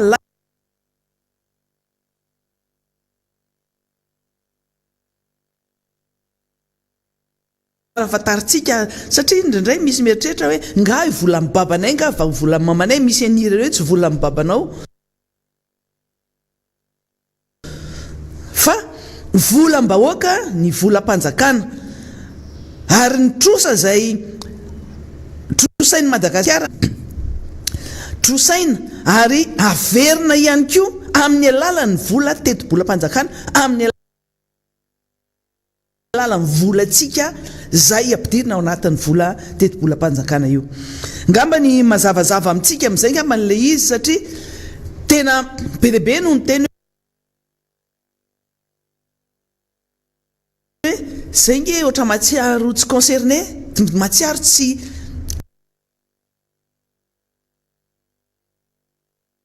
voakasika amin'izany teti-bolam-panjakana zany, matsiaro tsy isan'andro zany ary amin'izany resaka teti-bolam-panjakana zany zay manaovana an'ireny ampahafantarisika amin'ity fandarana lalàna fankatoavana la loi de ratification an'ireny trosa reny dia ireny anisany mameno ny teti-bolam-panjakana ampandehanana ny raha-panjakana. Fa ny vola zay miditra avy eto amin'ity firenena ity zany zay vola azo avy amin'ny alalan'ny hetra alohanao.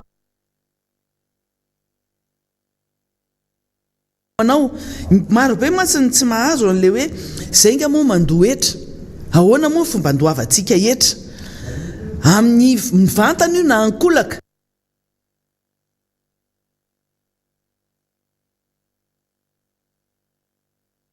Fa raha ohatra ka orinasa le izy dia misy ny fepetra zay takina sy tanterahana amin'ireny fangalana an'ireny rehetra na taxe zany na impôt zany sy ny sisa. Fa misy hetra amin'ny akapobeny moa zany hoe taxe, impôt, droit d'accise sy ny sisa zany mbola lesona be ampianarina indray zany ho resahana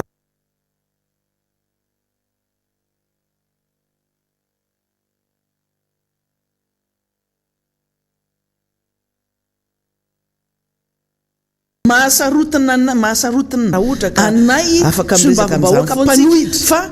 fa satria amin'ny hoe le tsy fanajana lalàna misy ohatran'ny fanitsakitsahana lalam-pirenena lalam-panorenana hatramin'izay dia mitohy foana ary lasa tena hoe lalakitakisoa. Sika moa zany teto efa niteny mihitsy ny hoe tsy lalakitakisoa tsony ty atao ty moa zany fa tena hoe lalapoza foana isan'andro san'andro. Fa zay fanaovana tsinitsinina ny lalam-panorenana zay hitatsika ary isan'andro san'andro dia miteny foantsika hoe raha misy ny anisan'ny tena hoe champion tompon-daka zany fanitsakitsahana ny lalam-panorenana zany dia ty fitondrana misy ty.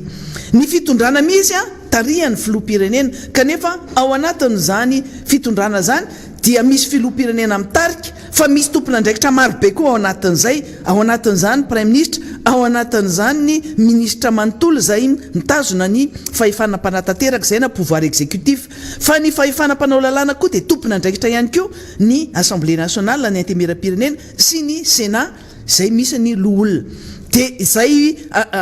fahefana mpanao lalàna sy fahefana mpanatateraka izay zany no mila fantaritsika mihitsy hoe tompon'andraikitra aloha voalohany indrindra amin'ny fanaovana ny lalàna kasika mifehy teti-bolam-panjakana dia ny fahefana mpanatateraka. Izy no mamolavolana io ny pouvoir exécutif, ny gouvernement, ary tapahana eo anatrehany conseil des ministres ny hoe lany io volavolan-dalàna io le projet de loi rectificative, projet de loi de finance rectificative na initial, lany io anatrehany conseil des ministres zay vao alefa any amin'ny fahefana mpanao lalàna ny antemera rotota zany. Nisy dikan'izany melohan'ny andaninany io lalàna fa izory io eo anatrehany conseil des ministres misy ambaratonga be de be mbola tokony zay mihitsy namafisiko hoe tokony nataony fahefana mpanatateraka na nataony gouvernement taloha amin'ny fanaovana an'ireny conférence budgétaire, zany hoe misy ny fampidiniana amin'ny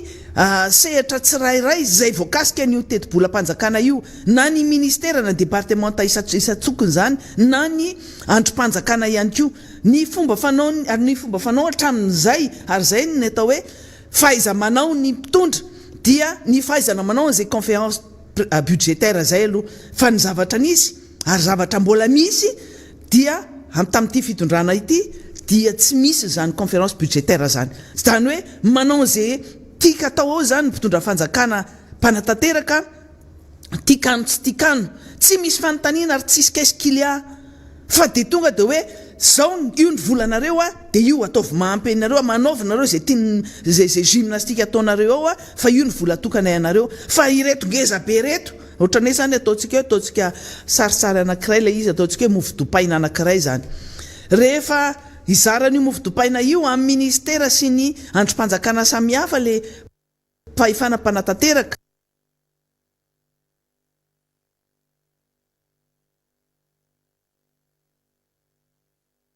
eto moa zany tena ataoko entre guillemets fahefana mpanatateraka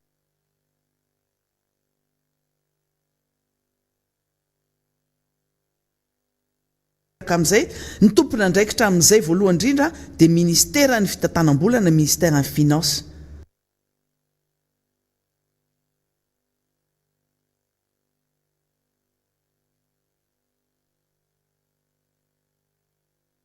Ny sombavim-bahoaka satria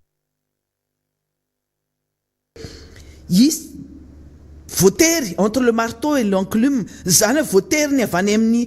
lehibe ny mpanatateraka izy ary voatery ihany koa avy aty amin'ny fahefana mpanao lalàna. Tsy mahasamy teny marina satria anisan'ny anakina mihitsy izay hoe fa maninona no tsy mba mifampidinika aloha zay vao manapaka an'izany teti-bolanay izany ianareo, fa nareo nga no miaina ny iainanay atao anatin'ity androm-panjakana ity, fa nareo ny tonga dia manapaka ny teti-bolanay. Zay no teneniko teo izy hoe ohatrany miresaka mofo dopaina tsika zany, ary mofo dopaina anankiray zany no fampizarana ho an'ny départementa ministériel rehetra sy ny androm-panjakana, dia ny fomba fanaony ny taloha tany dia manontany hoe ohatrina kay vola laninareo ilaina mampiodana n'ity ministère ty na mampiodana n'ity androm-panjakana anankiray ty,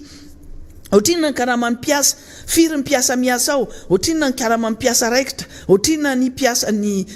karama ny sombavim-bahoaka, ohatrina ny karama ny assistant parlementaire, ohatrina ny karama ny mpitandro ny filaminana zay ny androm-panjakana no mandohana azy, fa misy koa tsy mpitandro filaminana tsy mandray vola amin'ireny androm-panjakana rehefa any amin'ny ministère misahany reny zany no andoavana ny mandohana azy.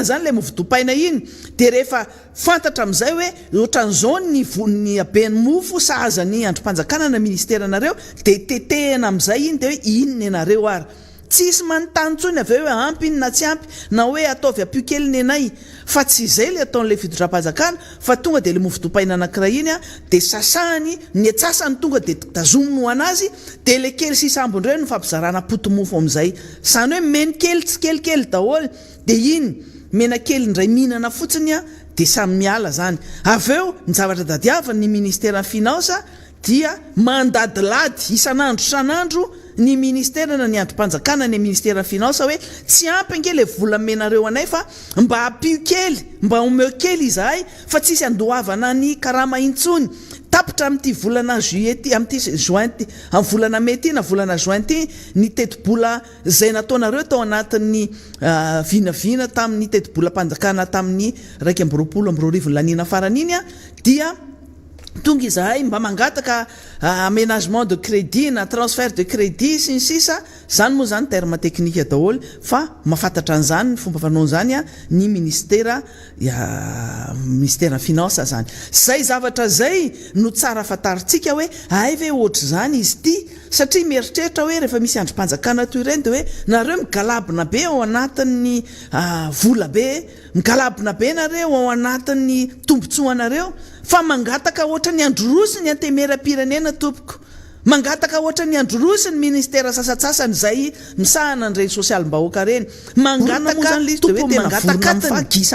resahana foana zany le antemera-pirenena ny resahana satria tompony mangatakata ny antemera-pirenena ianao ve ny fahefana mpanao lalàna dia ianao tsy mena ny moyen ahafahanao miasa akory fa ianao dia mamahana ny olona fotsiny mamahana ny ministera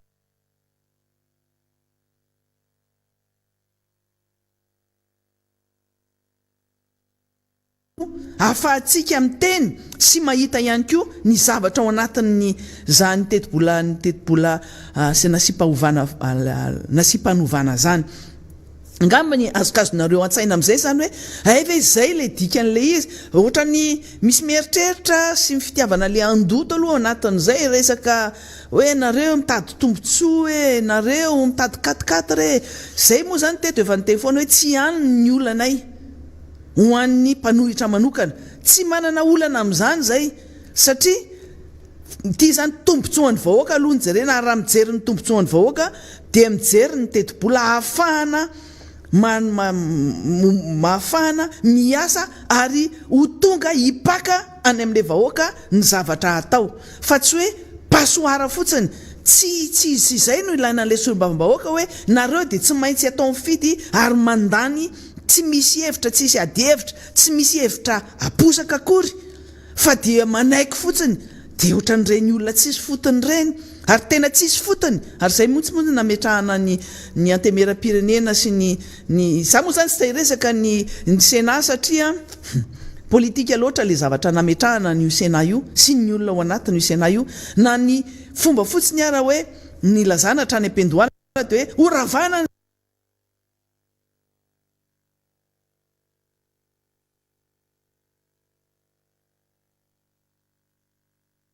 Sénat nanaovana an'ireny démagogie zay makarary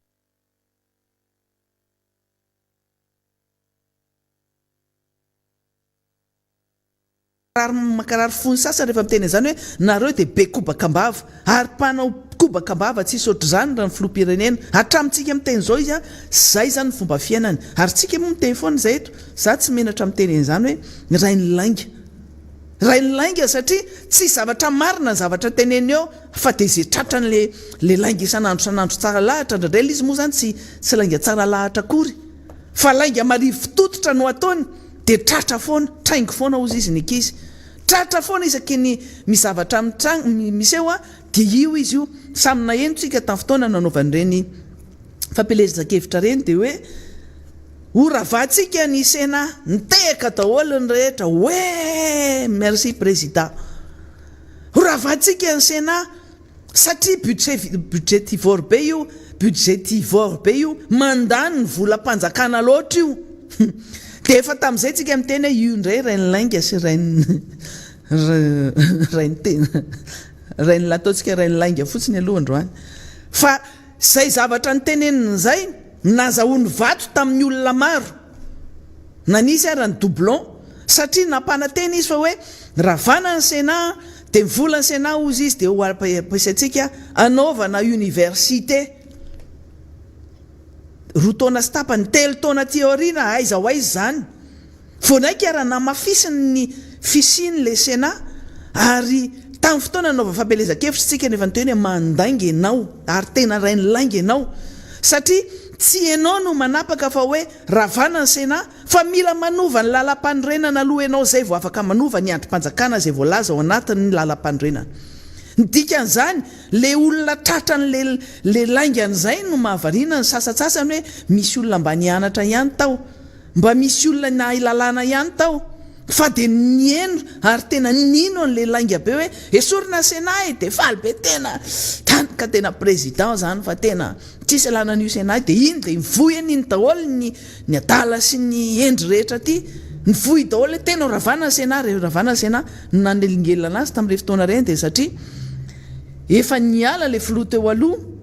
nanelingelina anazy le filohan'ny Sénat zay nitatana vonjomaika ny raharaha-pirenena satria votery niala le filoha-pirenena teo aloha dia nanelingelina anazy le majorité tao anatiny io Sénat io zao nefa samy matadidy satria tao anatiny tenako tamin'ireny nietsika ny sombavim-bahoaka telo amby fitopolo reny tsisy tsy nanenjika an'io resaka Sénat io tsisy tsy nanenjika ny fomba fanao ny fitondram-panjakana teo aloha raha ny solombavim-bahoaka miaro ny fitondram-panjakana sy mpanohana fanjakana ny solombavim-bahoaka zay tamin'izany fotoana zany zay niaraka daholo niaraka tamin'ireo 73 député reo ny tena nanohitra isan'andro san'andro ny fomba fitantana sy ny fomba fanao tamin'izany moa zany ny etomboan'iny raharaha iny dia resaka kolikoly isaky ny ampifidy lalàna ary zay no zavatra kianinay amin'izao fotoana zao hoe nareo nge mbola manao an'izany resaka zavatra masiso zay natao taloha zany mbola verina ihany amin'izao misy mbola mikeriky seritseriny be mandeha mitety an'izao député rehetra zao hoe andao fa lanina amin'izao fotsiny aloha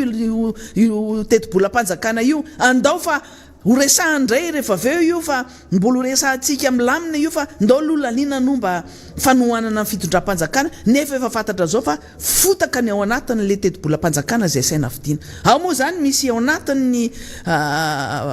sombavim-bahoaka mpanohana ny fitondram-panjakana ary ao anatin'ny borao maharitra mihitsy tena mavita mihitsy ny mandeha mandresy lahatra andreo namandreo fa tamin'ity ndray mitoraka ty izy aloha zany dia sendrany taolana satria na ny ao anatiny le solombavim-bahoaka ao anatiny le manohana n'le fitondram-panjakana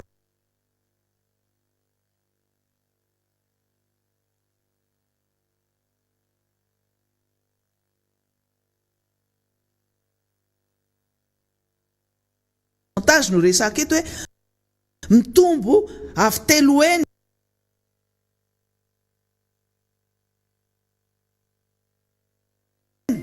ny vola nomena ny Sénat teo aloha ny vola ny Sénat amin'izao fotoana zao nefa olona 12 fotsiny zany 12 zany nge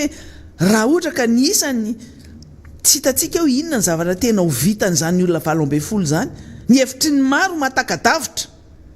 fa tsy ny olona 12 akory ny fe androm-panjakana anankiray fa le izy moa zany ny oeraoera sy ny fisolelahana enjana be tena enjana be mihitsy ny ao anatiny zay fa ny aty amin'ny teny sombam-bahoaka raiky amin'ny 50 zay a ny ampafirina zay mba sombam-bahoaka mpanohitra firy amin'izay ny sombam-bahoaka zay tsy manana antoko na hoe lany maleo tena zany lany amin'ny anaran'ny tena manokana fa ndraindray reo miaka mandeha makariny ny anankiray ny tongondray ry misababaka eo moa izy zany araky ny tenen'ny Flora Valmanana hoe samaka ihany nefa raha rehefa reraky misababaka tsy misy farany eo zay resaka teneniko zay a dia tsara fantaritsika zany satria tsy moramora ny fanaovana le lalàna zay ataotsika amin'izao fotoana izao tsy moramora satria ny olona zay eo manoloana ny solombavim-bahoaka dia olona efa borné zany borné zay dia hoe efa nisy baiko zay nomena anazy dia tsy maintsy tanterahany dia ny mission manokana ataondreo hoandreo teknisianareo eto moa zany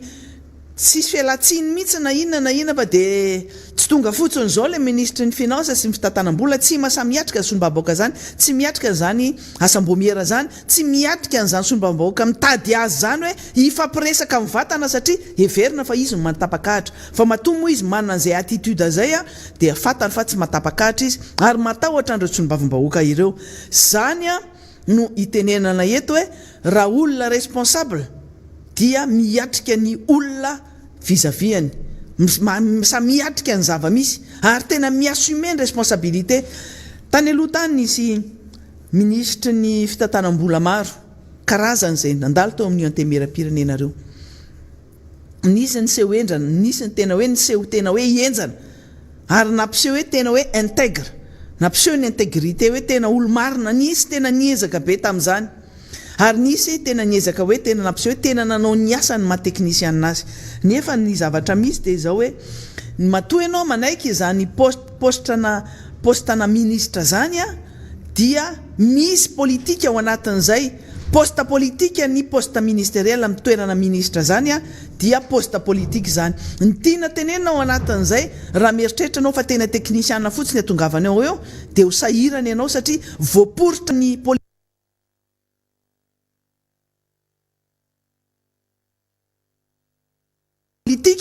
ary rehefa tsy mahatate an'izay fampiretan'ny avany amin'ny fahefana mpanatateraka foana moa ny zavatra hanomtranga dia aleo mametra-pialana.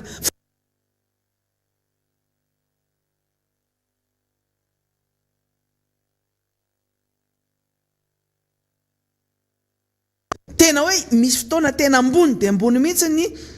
tension dia mila mazaka ianao zany fa ianao ianao zany no ny rihatra rehetra dia tadidio tsara fa misy zavatra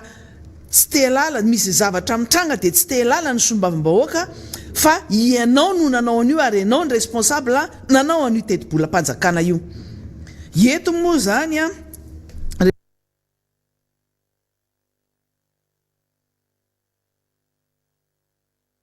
resantsika tamin'ny farany teo nanao ny teti-bola-panjakana izahay tamin'ny 2024 dia tsy tao anatin'ny antemera-pirenena no nylaniana io teti-bola-panjakana io. Ny asam-bomiera natao saritsara ny tao amin'ny antemera-pirenena fa rehefa nisy ny zavatra nitranga tany ivelany antemera-pirenena dia nentina mihitsy ny fanapa-kevitra sy ny fitaovana dia tany amin'ny lapan'ny prime ministre tany Mazorivo no natao ny asam-bomiera ary ny fanapa-kevitra sy ny totoafo sy ny pression rehetra zay nanjoany bromaharitra ny filohan'ny antemera-pirenena, ny bromaharitra ny lehiben'ny vomiera dia nentina tany amin'ny lapan'ny Mazorivo ary napitabataba ny miara-manonja tamin'izany moa zay mbola tsy miara-manonja fa mbola fandaharana amin'ny teti-faritra no nanomboana anazy. Ny teny izahay hoe efa niovatra amin'ny toerana firesahana fanataterahana sy fanapahana ny didiny teti-bola-panjakana mihitsy fa lasa nentina ivelany antemera-pirenena ny raharaha ary ny fanapa-kevitra rehetra dia nitapahana ivelany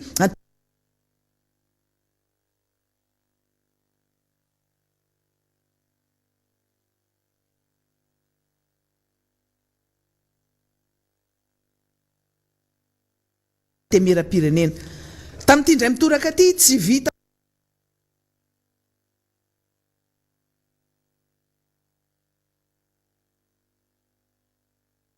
an'ireo intsony zay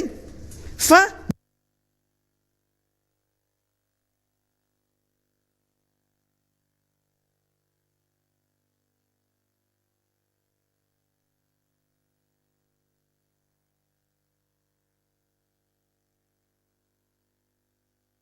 tazana azy mba jereo ke ny ivelany ihany ianao zany no ny rihatra rehetra zay manana fahitalavitra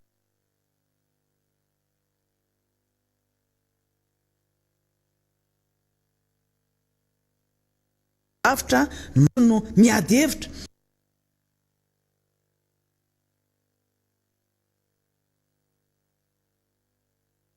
fa hatramin'ny olon-tsotra maneho hevitra ary rehefa ilaina ara dia midina an-dalambe mihitsiny a manohitra lalàna anankiray na manohana lalàna anankiray fa ny eto Madagasikara moa zany mbola tsy ao anatin'ny kulturantsika mbola vao miara-manonja fotsiny no mitabataba dia efa consigné daholo zao camp rehetrarehetra zao misy fivoriana ety seroa zany vao miresaka fotsiny hoe hitsangatsanganytsika no édition faharoa iny efa mitsangambola daholo zay olona sola rehetra ty mitsangambola hatramin'ny olona sola vao miteny fotsiny hoe hitsangatsangana ny olona tena hoe ady hevitra goavana ary misy tena fifanajana ary manajana zany hoe fahefana mpanao lalàna sy mifahefana mpanatateraka zany ary ny anazy tsy mitsitsy mihitsy ny solombavam-bahoaka manakina misy tena hoe fa presque tena hoe miteny ratsy na ny filoham-pirenena na ny prime ministre ny anazy any ivelany ihany a fa tena hoe tsy izany hoe satria ianao nanompa na ny teny ratsy na ny teny mahery tamin'ity prime ministre ty na tamin'ny filoham-pirenena dia hoenjehana dia ho gadraina ary atsona ny cybercriminalité na andefasana gendarme anetrano isan'andro na enjehan'ny gendarme isan'andro ny tomobile anaovana filature sy ny sisa ny olona hafa mihitsy zany fahalalahana zany fa ny atsika tsy izay ny zavatra misy tiana tenena ao anatin'izay dia zao tsy marina ny voalazan'ireny olona mpisolelaka sy reny mpilelaka kirarony mpitondra fanjakana ny filoham-pirenena reny fa dia hoe nampiakarina ary tena nomena vahana ny volan'ny ministera zay misahana ny sosialim-bahoaka ho alefatsika rehefa aveo ao anatin'ny alefatsika rehefa aveo a i Jessie moa efa nalefa any le tableau io ny anaty somary misy soratsoratra ihany fa tsy fantatro somary misy soratra ihany aloha ahitan'ny olona hoe zao ny teti-bola mena ny ministera isy atsokajiny a dia misy flèche soratanana amin'ny stylo moa nataonay ireny hoe zay misy flèche midina dia dikan'izany nidina daholo ny teti-bolan'ireny ministera ireny ahitantsika fa hoe tsy marina ny voalaza nidina ny teti-bola départemental ministérialiste isatsokajiny a raha mihoarina tamin'ny teti-bola zay nylaniana tamin'ny farantaona dia zay no mampiteny antsika hoe mieritreritra fa iady amin'ity aretina ity tsika mbola tsy mivoaka ny alatra amin'izao nampidinina ny teti-bola ny ministera ny fahasalamana jereo tsara ny teti-bola ny ministera ny mponina misahana mponina zara raha misy 56 milliards le izy keo moa zany eo ihany koa hoe fanontaniana napetraka tamin'ny teknisianina atao amin'ny asam-bomera hoe reny ministera zay tsy mahay mampiasa ny vola reny ve le tsy mahanana an'le ina moa zany fampiasana ny vola zany hoe ambany ny taux d'absorption zany hoe tsy mba manana tetikasa ve tsy mba mihetsiketsika tsy mba mijery le vahoaka manana vola be ianao anatin'ny ministera tsy hitanao zay atao fa jerena fotsiny ary le vahoaka nefa amin'izany mitaraina mijaly ny ery sahirana ny ery fa tsy nampiasaina le vola resaka ahitantsika an'izay zany hoe misy ministera anankiray dia hoe nahena 100 milliards mihitsy ny volany satria tsy hainy mampiasa an'le izy zay le hoe tsy fahaizana mitatana tafiditra ao anatin'ny fahaiza mitatana ny fahaizana mampiasa ny teti-bola ao anatin'ny ministera rehefa tsy mahay an'izany ianareo ministra rehetrarehetra zay tratran'izany mela tao nareo fa tsisy lananareo zany sady efa tenenina hoe arriviste sy opportuniste tsy anisan'le mitolona ozy izy nle olona frustré ao aminareo fa mbola tsy mahay miasa ihany koa fa mbo miandry an'le baikon'le filoham-pirenena hoe manaovany zao zay vao mihetsiketsika daholo dia iny manao seritseriny daholo ianao zavatra dia iny le tengenan'le filoham-pirenena fotsiny aveo hoe nasaina nanao an'izao a fa zany dia hitokana n'iny raha amin'izao zay le fanaovana an'le ohatran'le ministerany fanabeazam-pirenena asaina manao EPP manara-penitra any akodaoda any zay le zavatra fomba fiasa kay satria nisy baiko avy any filoham-pirenena tany hoe manaova EPP manara-penitra riananina dia tsy mba mijery akory tsisy étude tsisy analyse any amin'ny toerana tsy mila an'izany no anaovana an'izany ary tonga dia hoe misy fanilikiliana le izy satria maninona ny zanaky ny anina tsy miafaka mianatra ao fa ny zanaky ny avariny mianatra ao amin'le izy amin'ny toerana ny akodaoda any ohatran'izany ihany koa fanaovana an'ireny hôpitaly manara-penitra reny any amin'ny toerana zay saro-dalana tsy ho tonga akory na dia olona mpitsabo ary dia hôpitaly manara-penitra ve dia sanatry ny vava dia paramety nao andeha hitatana an'izany tsy ahitana an'izany professeur tsy ahitana ny dokotera manana an'izany fahaizana zany mbola fampitadavana zany dia ohatr'izay ny zavatra mitranga efa tonga eto any koa ny namana fidèle dia arabaitsika izy tonga eto amin'ity studio tsika aty a dia aloha indray aloha sony anohy kely aloha miaraba honorable antarazafy manatsoa miaraba atsika rehetra mpanaraka ny miara-manonjy amin'izao atoandrotoandro zao a amin'ny 1:20 sy 2:20 minitra eto Madagasikara ary vo eo am resaka aminamana any a Dilambato any manaraka tsara mihitsy le miara-manonja ary tena hoe miaina n'le izy zany zareo a ohatrany le gasy piraitan-drazana tia Madagasikara koa satria ny ora moa zany zao ohatra raha ny hoan'ny Eropa saika tsy de mifanalavitra amin'ny oreto Madagasikara ny any Asie moa zany lasa lohantsika fa ny hoe ny any amin'ny faritra Amerika zany no taraiky zareo a de somary mbola any anatin'ny torimaso amin'ny ora ny miara-manonja fa misy any no faritra afaka manaraka an'le izy amin'ny ora metimety zany kokoa no ny faritra hafa fa de anaovana kokoa fao be ho anareo any ampita-dranomasina gasy piraitan-drazana izany rehetrarehetra zany nahazo afatra foy koa fa nisy gasy piraitan-drazana mpanaraka antsika avy any États-Unis any ohatrany tonga ty Madagasikara hoe nakaty ka raha tonga ianao rahalahy de efa kokoa koa anao le tonga iny zany aloha fa de mira misy fotoana malalaka de miona io ihany mananitra foana ny teny fampiononana ho antsika rehetra araka ny efa nentin'ny namana teo aloha ho any zay namoiavana ary mitondra fakahirezana koa ho an'ireo zay mbola marisarisa ara-pahasalamana ny resaka mikasika ny teti-bolam-panjakana na simpantsina ny honorable Antarazafy Manatsoa teo dia araka ny zavatra nisy maly moa tsika teto amin'ny plateau a ny tokony nanomboka ny fivoriana teny amin'ny CCI fa io tompoko de tsy nanomboka mihitsy fivoriana io mbola fivoriana tatsy fivoriana aro satria araka ny efa natsidika de hoe nasiny ny solombavam-bahoaka fa nitsina tao anatiny ny asam-bomiera ny teti-bola zay nientiny teo anivon'ny ministera fitantanam-bola sy ny toe-karena ny ministra moa io mbola be geste be ihany za monsieur le ministre tena mialatsiny aminao mihitsy fa aleo mba somary kalikalma fa ohatra ny misy rivorivotra fanovana gouvernement eniko mandehandeha any a mandalo eto misofoka eto le izy monsieur le ministre vom fanovana gouvernement de mandalo eto misofoka eto vom fa mbola iantry fotsiny izy any vom pio zay zany andrasako fa ohatra ny any ka rehefa tsy eo amin'ny toerany monsieur le ministre mitovy amintsika mety tsy hitovy amintsika zay mbola solombavam-bahoaka fa ianao mety olo-tsotra tsy haiko ngara hoe afindra araky ny teniny filohany anteny miara-pirenena hoe atao ministre ny rahamba-inona mety aminao satria ianao diplomate de zay izy zavatra fa hafahafa ihany rehefa tsy eo amin'ny toerana io a zay zany de zavatra apetraka mihitsy zay hoe hafahafa rehefa tsy eo amin'ny toerana io aleo zany a somary tsy de mandrivotra be ihany fa somary kalikalma zany eo anatin'le izy satria ianao nge atsona ifanatrika iresaka an'le toe-karena tsy mamaly ianao zay zany mangataka an'izay foana efa napiry zay na verimberina teto fa nitsika zany ety ny tenentsika azy de hoe misy an'izay zavatra zay entsika mitsotsoka any ambadika any tra mandrivondrivotra le izy ary tena ohatrany bebe le fofofo ngozongozona mihitsy ny ravikazo any raha ohatra ka ny fandehan'le izy fa miandritsika etiko itenena aminareo hoe sao de isy antany anandry rehefa aveo izy amin'ny makaiza de izy tsy mahay ah aloha de ataoko an'izay fa eniny sofoko mandrivondrivotra fotsiny le izy hoe fanovana gouvernement zay zany ny eniko mandrivondrivotra eo fa hoe izy any makaiza mbola tsy fantako zay raha fantako a teneniko anareo ihany fa rivotra fotsiny aho mbola eniko ola izy le mitsotsoka fotsiny fa mbola tsy tena anatsara ka ny aly mijery an'le fietsika le mpikambana anatin'ny gouvernement indrindra fa rehefa miatrika an'le solombavam-bahoaka nareo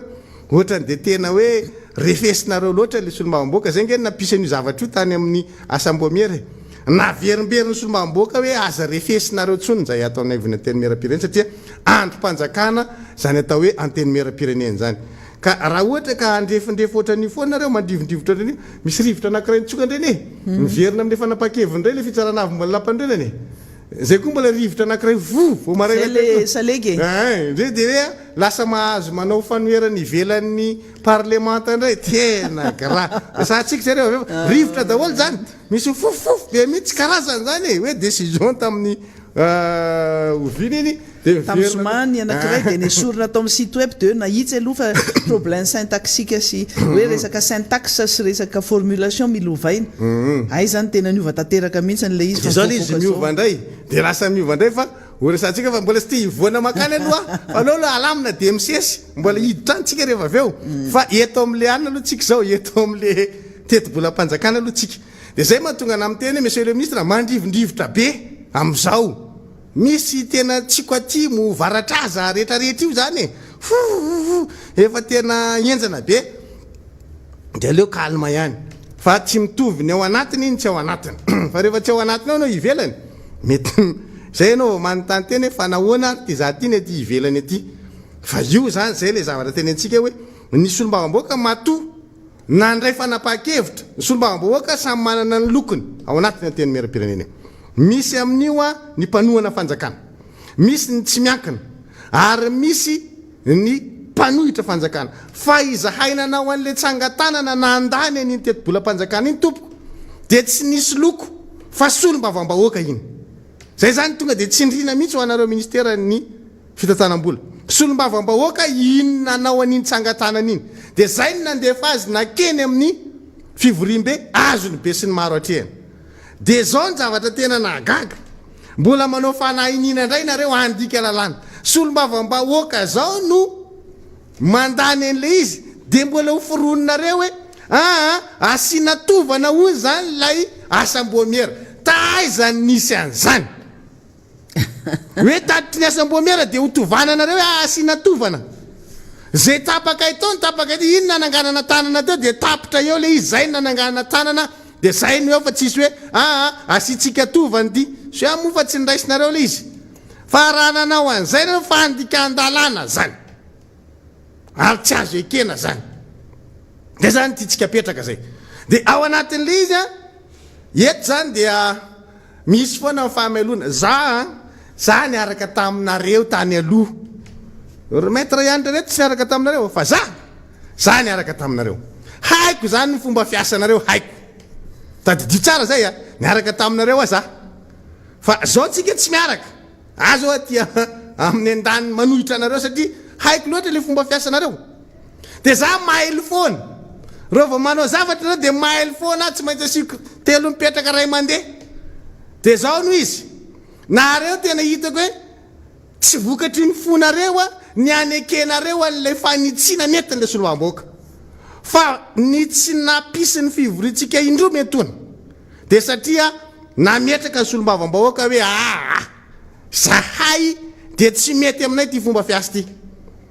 Dia tamin'ny andro farany vorintsika tao anatin'ny asam-boamiera nanomboana fitenena, nareo teknisianina angeny nandray fitenena voalohany.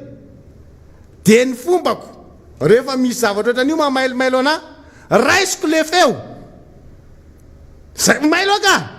satria tsika ho niaraka dia fatako ny fomba fiasanareo io kapotsapotsaka kely io. Dia ny raisiko le feo hoe zao ny zavatra nyteneninareo vao nanomboka tsika, mbola tsy hamoaka an'izay aloha za androany. Fa miteny aminareo fotsiny hoe ny raisiko le feo. Ramatoa sekretera général no niteny voalohany. Ny raisiko feo io.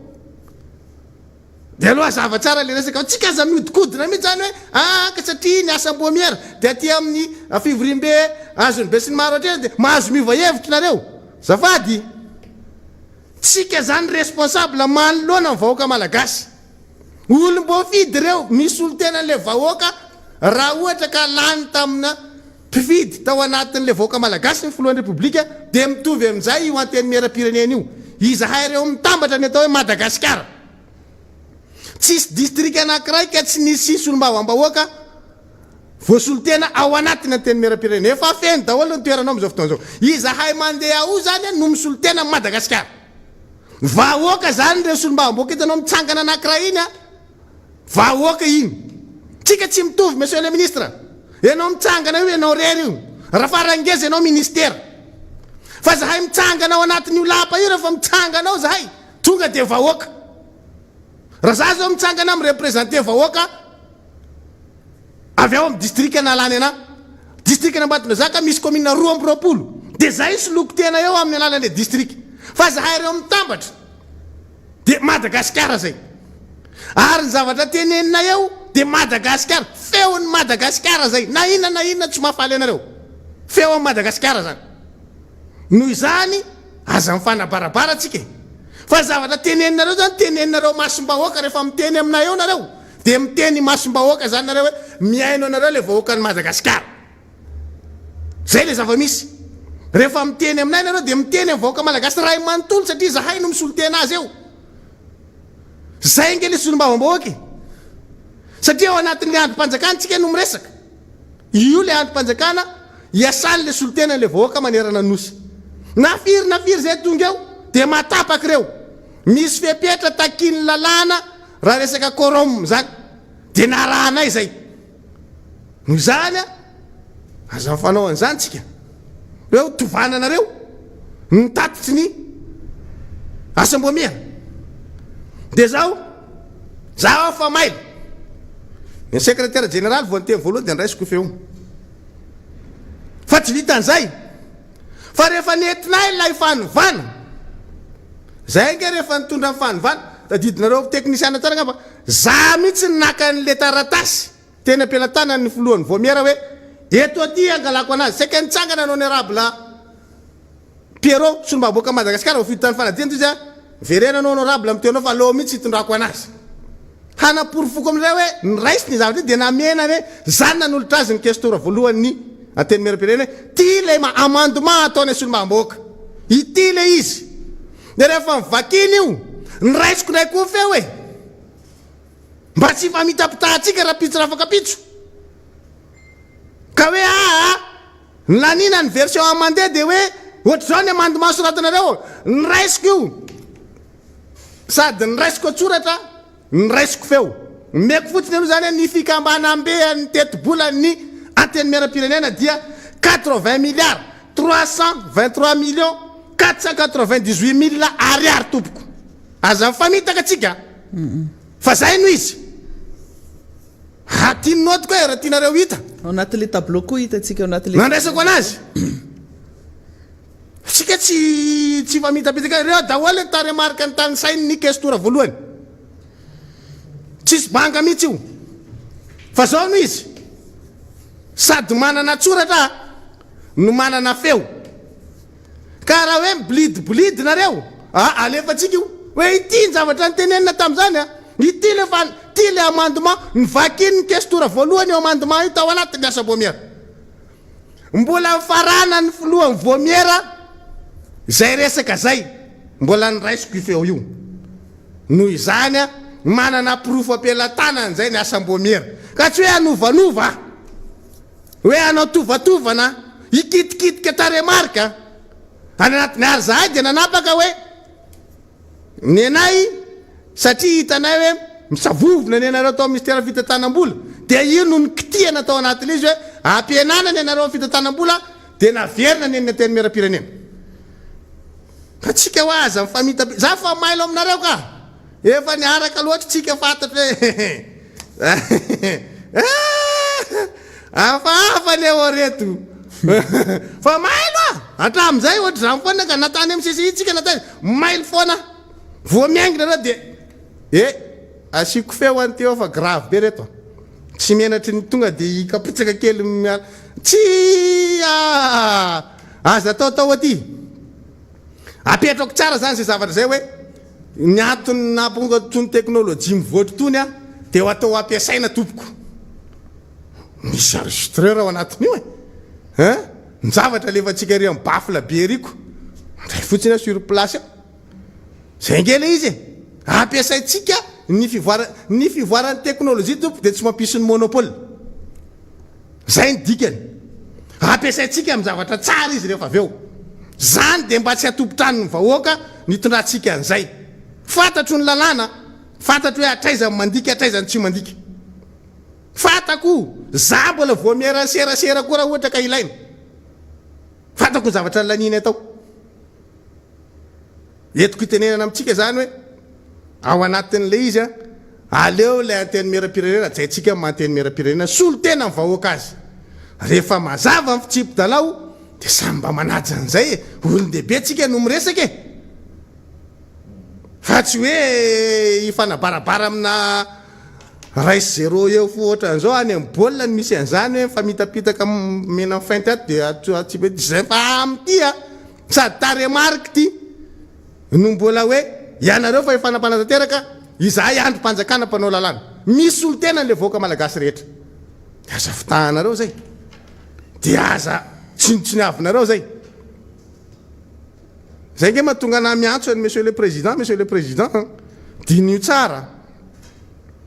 fa nypolitika sy nyfanaovana politika amin'izao fotoana zao monsieur le président miova tsy adalana eto amin'ny miara-manonjy eto no miteny tsotra ampahendrena mpahalalam-pomba mba tsy tenenana zavatra betsaka dia finosina ao anatiny hoe manga masaka io betabe le zavatra finosiny zany fa nareo mila mieritreritra betabe tiako tenenina fa za eto miteny fotsiny hoe misy rivodrivotra mandalo aho eto amin'ny ravitsofo fa betabe ny zavatra finosiny zany raha ohatra tsika mbola hiditra amin'ny fifandraisany iraisam-pirenena mbola betabe koa ny zavatra finosiny zany nareo ane tamin'ny fahinina amin'ny roapolo ny volana jona saika anao oaraoara sy oeraoera mitovy daholo manko zany oaraoara hafa oeraoera mbola tsy haiko hoe inona daholo fa de hoe saika anao oaraoara sy oeraoera mihitsy hoe nahita zao le mitodika aty Madagasikara masony zao tontolo zao e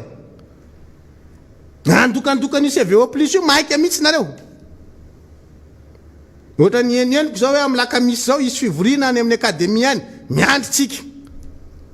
fa ny hitan'ny olona aloha zany zao mivoaka any amin'ny tambajotserasera voenjany tsika am'ireo huile essentiel alefa makany a Frantsa enjan'ny olona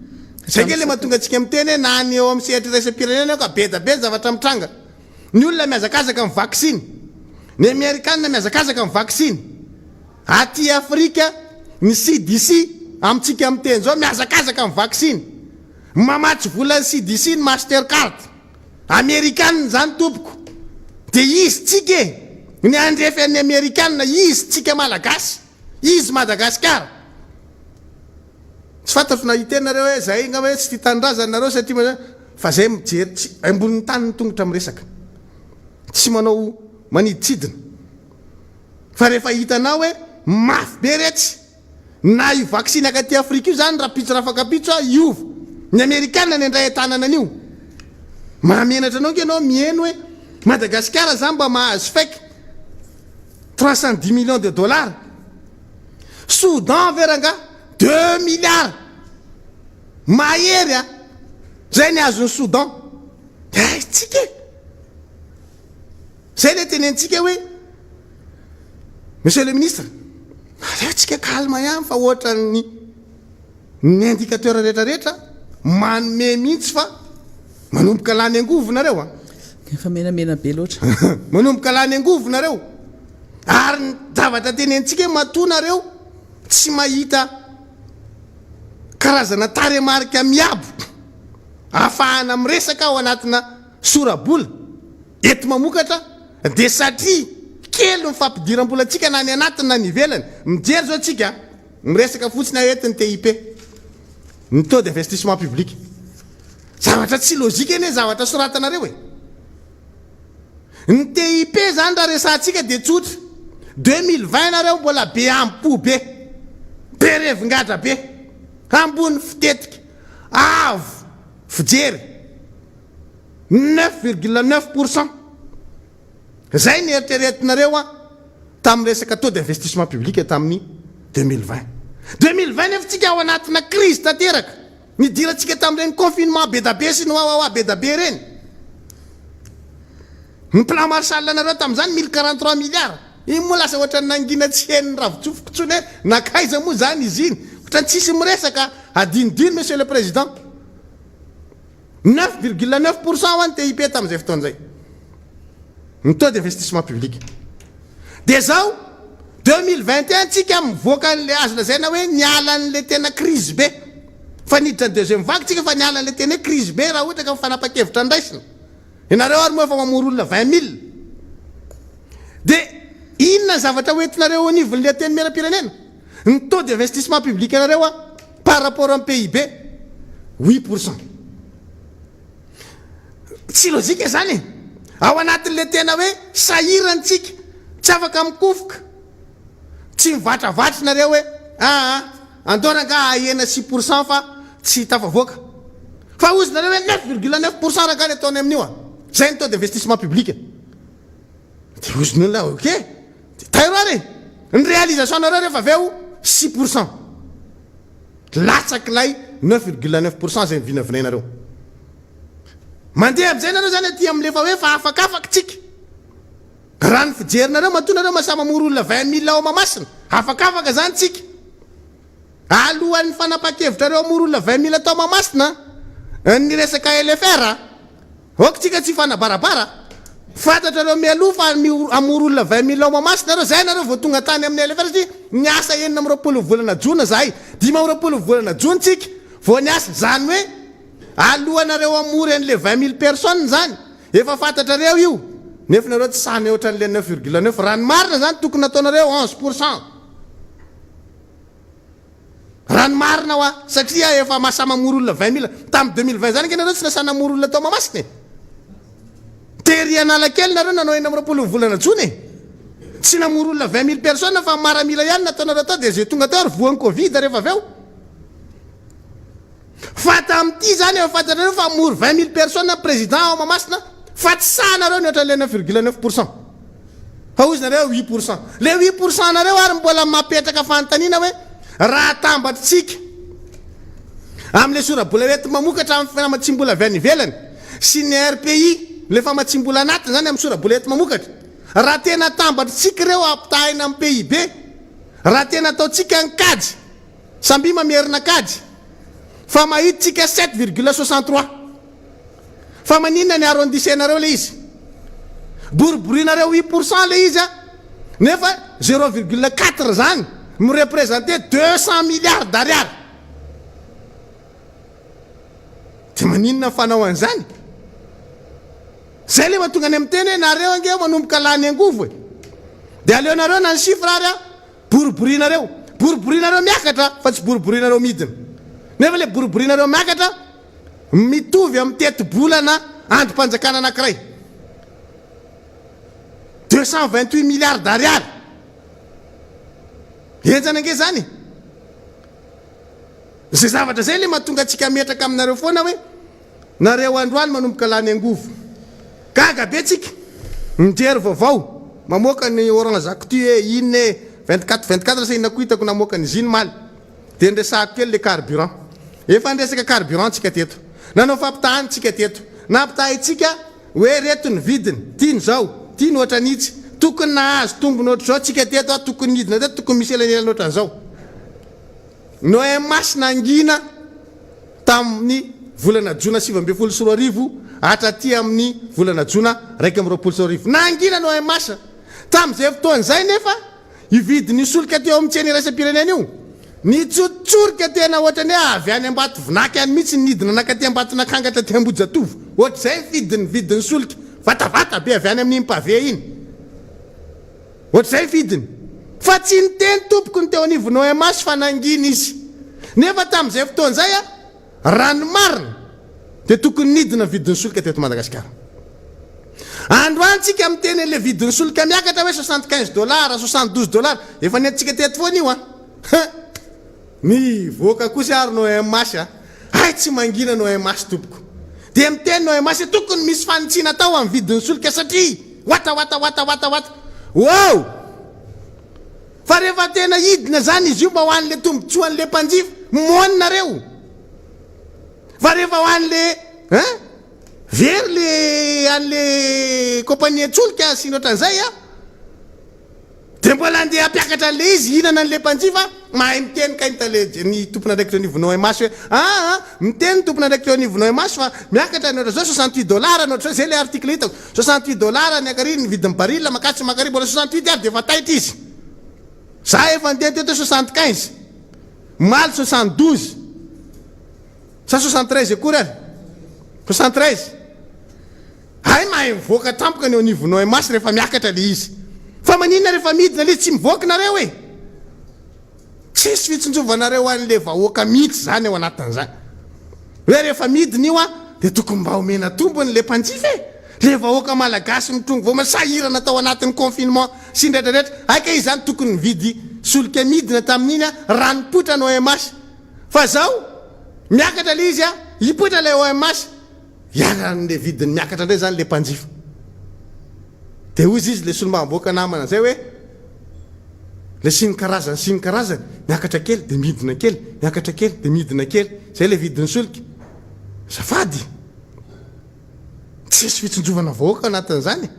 raha hitsinjo vahoaka nareo dia zay hoe rehefa midina dia mivoaka ny Emasy miakatra dia mivoaka ny Emasy apetrao le vérité de prix zany ao anatin'izay manaiky tsika hoe ka satria nidina izy dia mampidina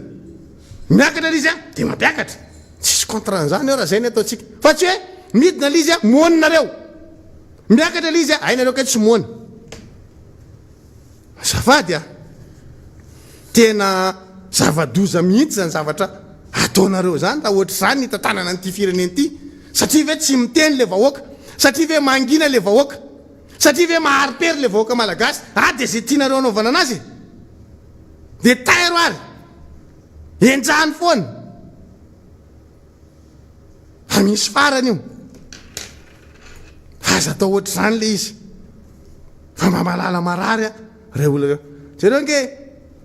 zavatra misy ao anatin'ny tafika fotsiny fampiresaka am'le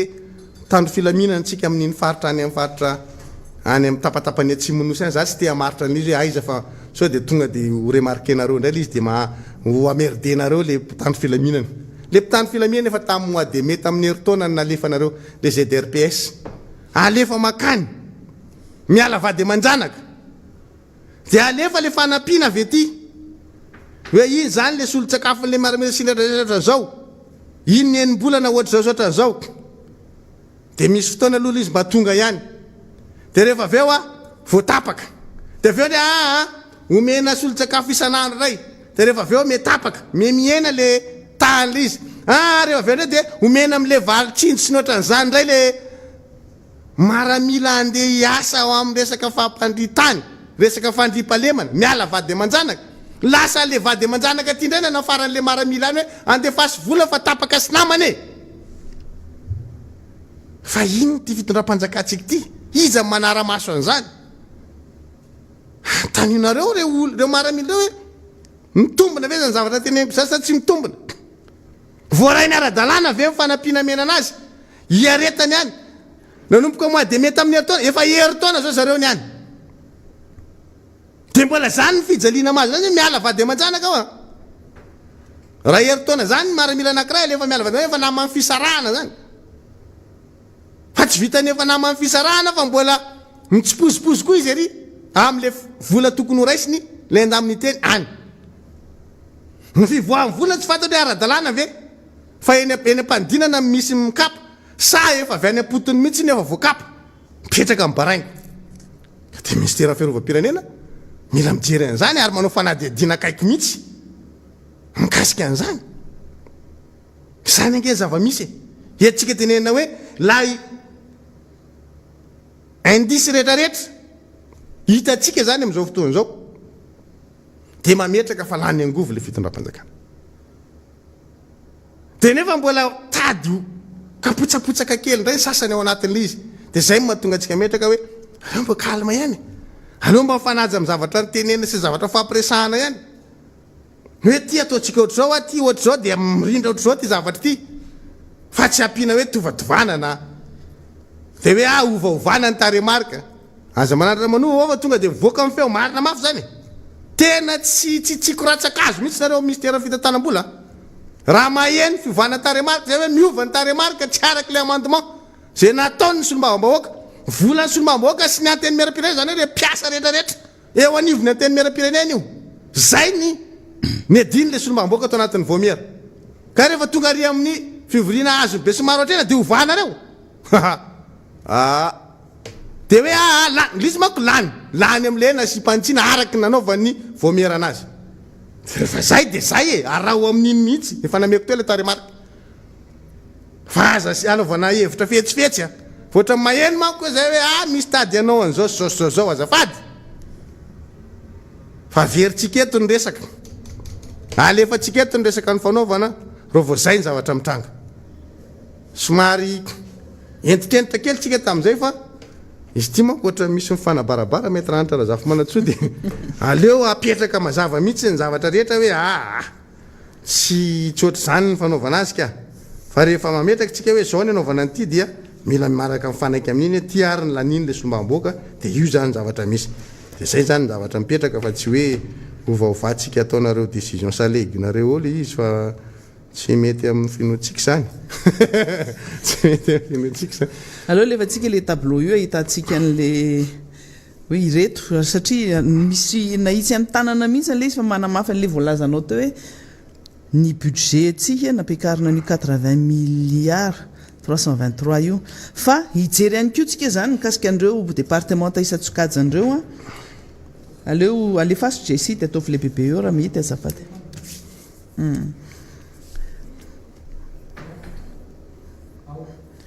hitantsika io zany ny tableau de répartition par institution et ministère izy io vao manomboka zany tsika dia hita hoe ny présidence en république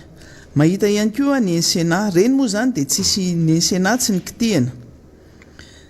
ny présidence misy any amin'ny document hafa le izy nahitany hoe niakatra be ihany koa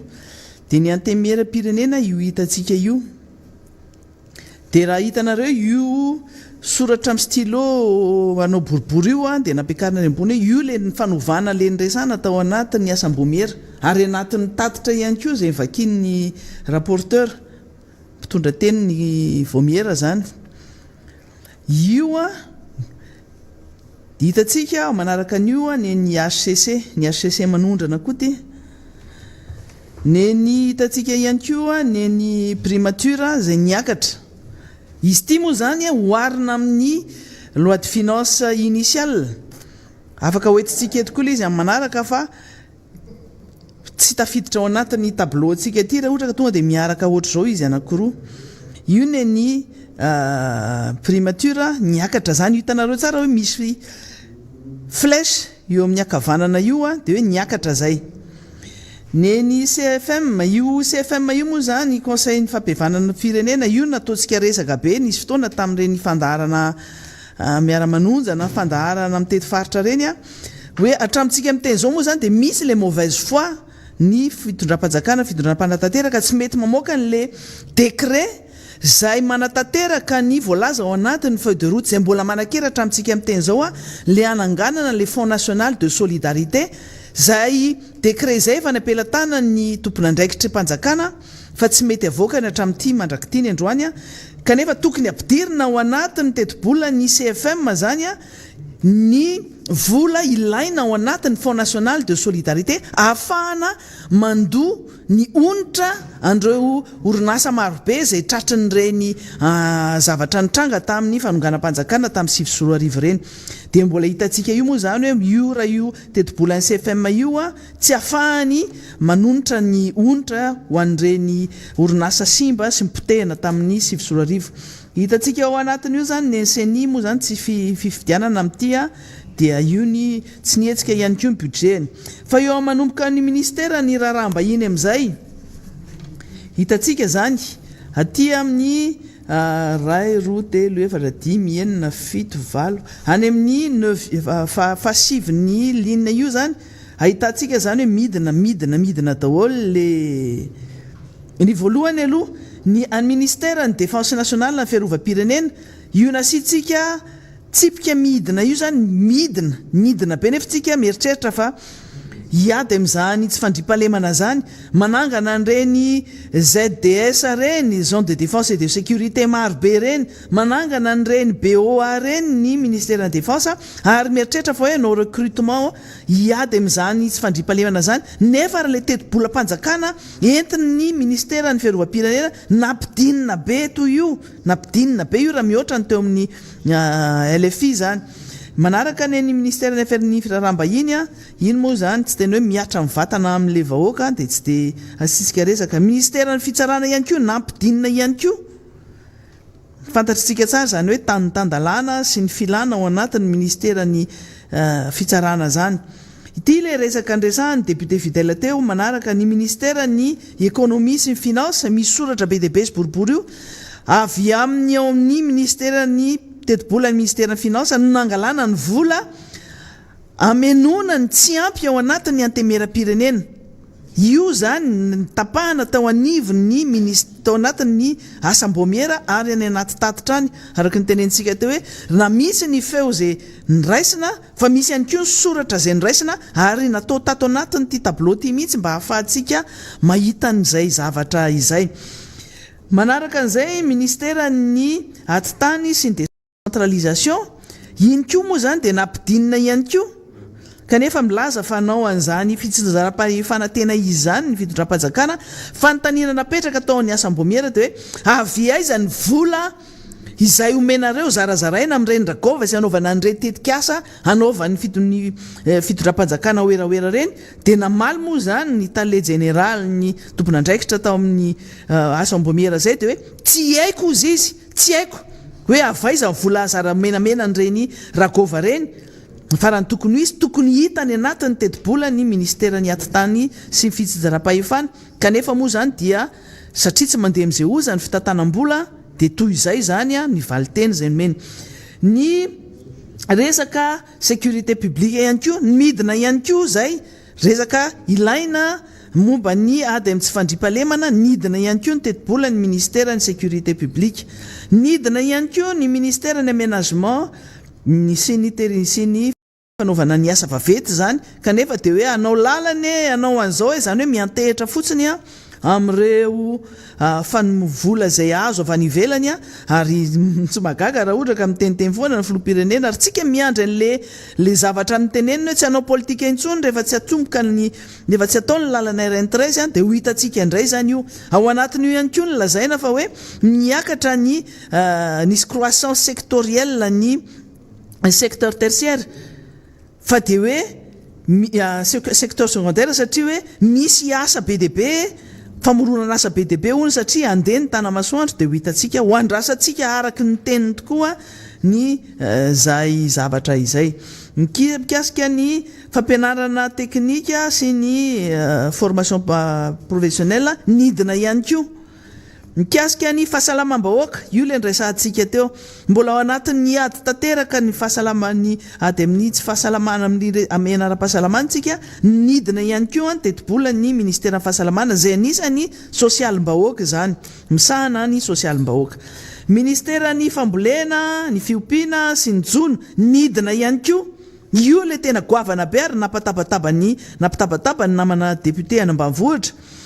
mieritreritra n'izany nareo fa hoe mieritreritra ny 9 ny vahoaka malagasy zay hitantsa nefa ny tetibola entina miatrika an'izany amin'reto zavatra mitrangana ny masombolona ny tany ambolena ny lazaina fa hoe ho ampitomboana ny périmètre agricole zay no ny lazaina tao anatin'ny tetibola mpanjakana sy ny mpamivana aty dia midina ihany koa ny tetibola ny fambolena ny fiompiana sy fambolena ao anatin'izay ihany koa ny énergie sy ny hydrocarbure hodry midina be ihany koa nefa hoe anao tramway anao téléphérique io isan'andro san'andro tsika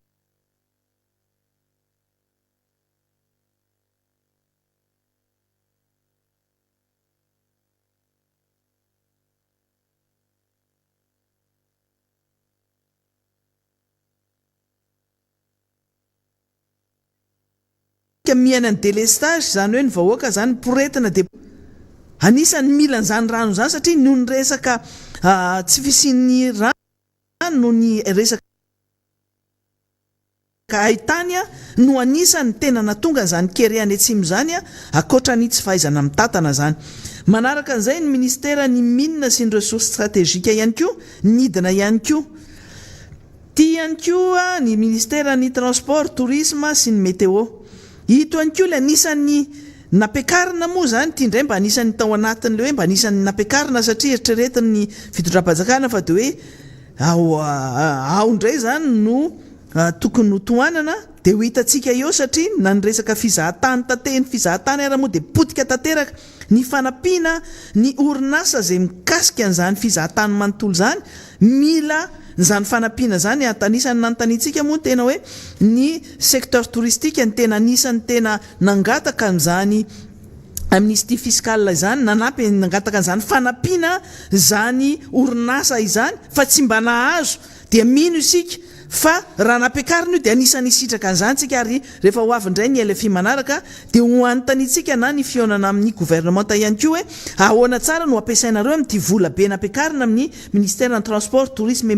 la météo ty a ho an'ireo orinasa rehetra zay tratra zany fahasairana tanteraka zany a zay potika tanteraka tavitra ao anatin'izany moa zany ny ary Madagasikara zay potika tanteraka nefa tsy ao anatin'ity programa ty tsy ao anatin'ny vina sy ny tetikasan'izany fitondram-panjakana zany ny anafitra n'izany ary Madagasikara zany tsy misy mieritreritra hoe misy subvention ho an'ny ary Madagasikara na ho an'ny mpiasa ao anatiny a fa dia potehana tanteraka le orinasa zay no zavatra misy hatramin'izao fantatritsika fa 4 volana tsy nandray karama ny mpiasa n'izany ary Madagasikara zany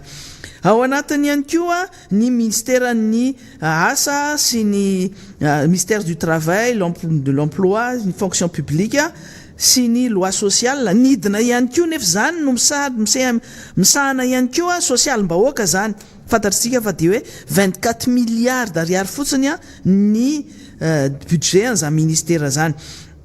Ministère ny tontolo ny enseignement supérieur et de la recherche scientifique. Io izy io hitatsika fa nampidinina indray kanefa ny olana mianjady raha tsy resaka afa-tsy ny mpianatra fotsiny, resaka grève isan'andro, resaka bourse, resaka ny mpandraharaha, ny mpiasa sy mpandraharaha ny université rehetra, ny mikasika an'ireo vacation sy ny heure supplémentaire an'ireo mpampianatra eny amin'ny université. Io izy nampidinina io ka inona no antenaitsika anisan'ny social ministère misahana ny social-bahoaka reny. Hitatsika tsara ny valiteny tao anatin'ny asam-bomiera de hoe satria hono misy chevauchement ho an'le ankizy mitaky ny bourse sy manao grève reto zany de hoe misy chevauchement zany hoe mifanindro ny taona anankiray misy mpianatra efa mianatra ary mbola misy mpianatra tafiditra nouvelle inscription ndray koa dia mifandipatra ny resaka fandoavana bourse de mbola mila fandaminana zany moa zany de resaka marivotototra lainga marivotototra izay hoentina omenandre teknisianina ny ministère fitatanam-bola fa hoavy ny fotoana ionana amin'reto ministre ny enseignement supérieur de ho hitatsika eo ny zavatra marina satria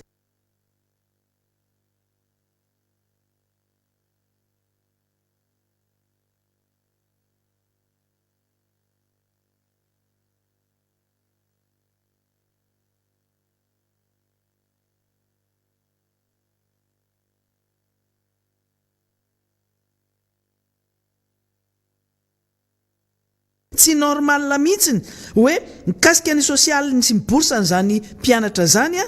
dia ahena indray nefa ny tetibola ny ministère ny fampianarana ambony. Izay le tenentsika hoe tsy malala ny mahasoa an'le vahoaka satria vahoaka reny mpianatra sy mpiasa sy mpandraharahan'ny université reny nampidinina ny tetibola nefa ny resaka fandoavana ny bourse sy ny karama sy ny vacation raha tsy voaloha dia inona no asika ny vidim-bary ny PPN rehetra fa io izy io dia nampidinina 110 milliards le tetibola ny BDB ny vangongo topelatana nefa tsy hainy nampiasa anazy dia io izy hitatsika hoe social-bahoaka ao anatiny zany ministère zany ny industrie ny varotra ny artisanat tsy hainy mampiasa an'izany satria miandry le baiko avy any amin'ny présidence fotsiny hoe manaova mamorona projet anankiray émergent ahafahana manao eraoera de sahirana le ministre de io hitatsika io moa zany le izy io miena be 110 milliards d'ariary nesorina tao amin'ny ministère ahafahana manampy ny industrie ny varotra ny artisanat zay tratry ny olana tao anatiny zay ame anara-pahasalamana zay toy izany ihany koa ny ministère ny environnement tontolo iainana sy ny développement rural nampidinina ihany koa ny tetibola entin'le ministère miasa zany zay mahavariana satria raha ny resaka fahasimbany ny tontolo iainana zany dia fantatritsika fa de hoe potika tanteraka ary nefa io no antony atongavany zany olona mizahatany eto amin'ny firenena malagasy zany anisany anankiray mampidibola amin'izany tetibolam-panjakana ny fizahantany no ny fisian'ny tontolo iainana ny ala ny faune et flore zay isany zany ministère zany fa dia io hitatsika io moa zany dia anisan'ny ministère anankiray malaza be amin'izany resaka népotisme sy favoritisme zany kitrano trano ao amin'izany ministère zany. Ao anatin'ny ministère amin'ny poste sy télécommunication développement io le vonresantsika teo hoe misy olana zany nampidirina ny tetibola ao anatin'ity tetibola nasiana fanitsina ty fa dia misy olana ihany koa satria hoe mandeha ny resaka migrève ny mpiasa amin'ny poste ao Antaninarenina satria mandeha ny resaka fa de tadiavina sanatry ny vava hoe ho privatisena ihany koa ny poste dia omena an'izy andray zany dia tsy navelan'ireo mpiasa niditra tao amin'ny fiasana zany ny ministra Androany. Ny ministry ny polina ministère ny ponina sy ny fiahina ara-sosialy sy ny fampandrosoana ny vehivavy moa zany de io izy io kely 56 milliards niakatra kely de kely tena kely de kely mba tsy tenenana hoe zara raha nietsika zasa rasaka 1 milliard 2 milliards io no ministère mila vola be indrindra misahana amin'ny ponina zany kanefa raha hoanina amin'ireo ministère zay ministère tsy mbola lahara-pamenana aloha ny zavatra ataony dia anisany tena ministère mampalahelo tena mampalahelo raha ny vola entiny miasa fa eo ihany koa nefa ny ministre ihany koa mila manana an'le traikefa sy fahaizana ihany koa ahafahany mampiasa ny vola eo ampelantanana zany fa zany resaka ponina zany anisan'ny goavana indrindra ny ivelany ihany fa ny antsika moa zany a rehefa hoe miamanao an'le protection sociale miamanao an'le fiahina ara-sosialy de resaka kalitsinjo no resahanao anatiny ny tatitra zay natao ministra zany natao hoe fiahina sosialy kalitsinjo 2 zaraina tetseroa zany ve no izy a eo moa zany mampanontany tena foana hoe mila olona tsara mahafeh ny asany zany resaka mikasika ny ponina zany a io ministera io ao anatin'izay ihany koa ministera ny tanora sy ny fanatanjahantena nidina kely de kely ihany izy io fa anisan'ny tena manana budget tena goavana de goavana ary ny budget raha io fanarakareo moa zany raha ny budget ny ministera amponina raha 56 milliards ny enany ny ministera ny fanatanjahantena sy ny tanora tia dia mahery ny 140 milliards zany hoe apatelo ny tetibolan'ny ministera ny ponina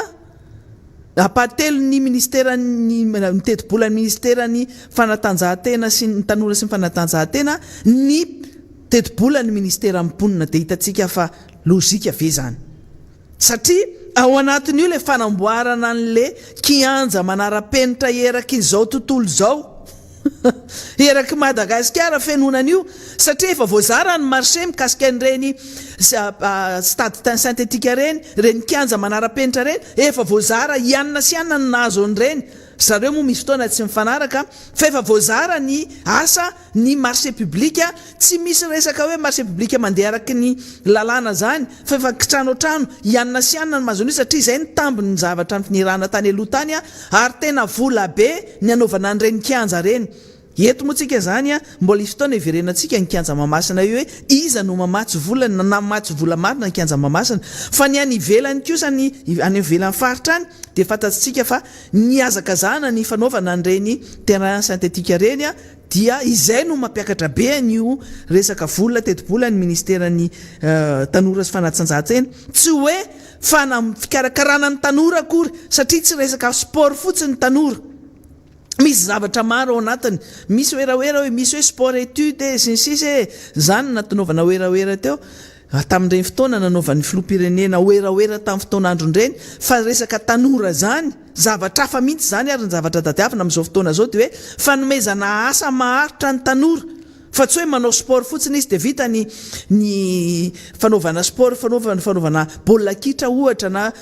atleta mpanao atletisme izy tonga ny fotoana tsara ny tsy anaovana ny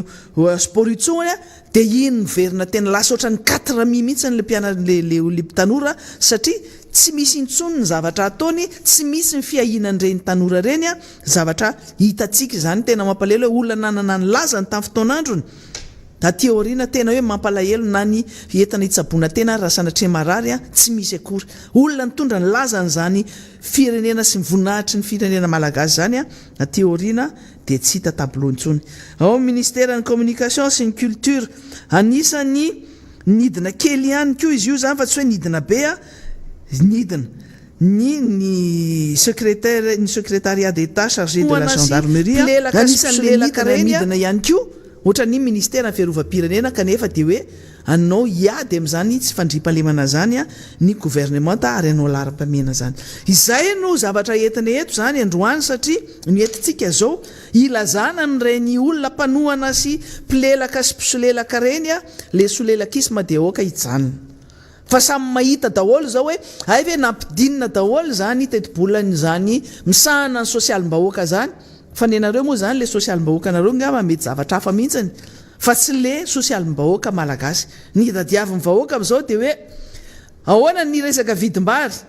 ahoana ny resaka vary ahoana ny resaka ppn, ahoana ny resaka vidina menaka, ahoana ny resaka siramamy, ahoana ny resaka lafarinina, ahoana ny resaka charbon, ahoana midina ve reo zakan'le vahoaka malagasy reo, ahoana ny resaka karaman'ny mpiasa mpanjakana, ahoana ny karaman'ny mpiasa ny privé, mazaka ny fiainana sy ny fiakarany vidim-piainana amin'izao fotoana zao ve zany? Tsy misy an'izany fehinan' zany a, resa be daholo ny zavatra resantsika araky ny voalaza teo.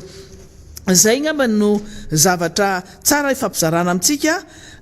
mikasika an'izay, ary marina ary iombonanay eto amin'ity plateau ty ny resaka voalaza teo hoe misy tady anao mikimaky ao anatin'izany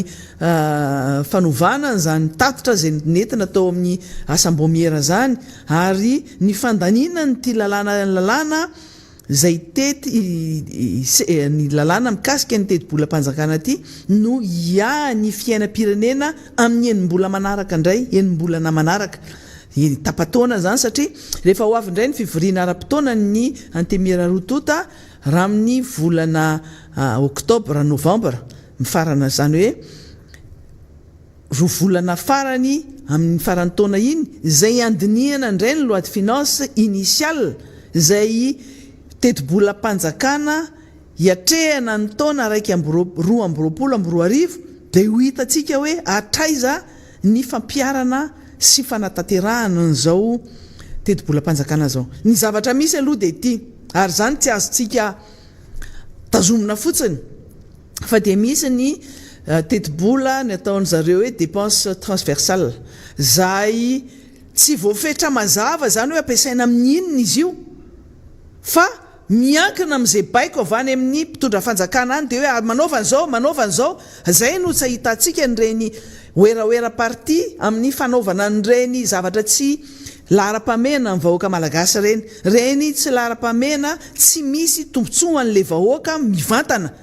fa tombontsoa ho an'ny mpitondra sy ny akamakama aloha le izy, satria raha manao fotodrafitrasa anankiray, raha ohatra ka iresaka tsika hoe fotodrafitrasa hitondra tombontsoa ho an'ny tantsaha, ohatra ny fanaovana nyreny todrano reny, le dame letsainy moa zany tamin'ny fotoanandrony reny fanaovana nyreny lakan-drano reny ihany koa, reny no tena hoe mipaka any amin'le vahoaka, ary vahoaka tantsaha ny resantsika eto. Raha ohatra indray aty amin'ny toerana hafa any amin'ny faritra samihafa dia anisan'ny fotodrafitrasa tena mitondra tombontsoa manokana ho an'ny vahoaka, ho an'ny rehetra ny fanaovana lalana.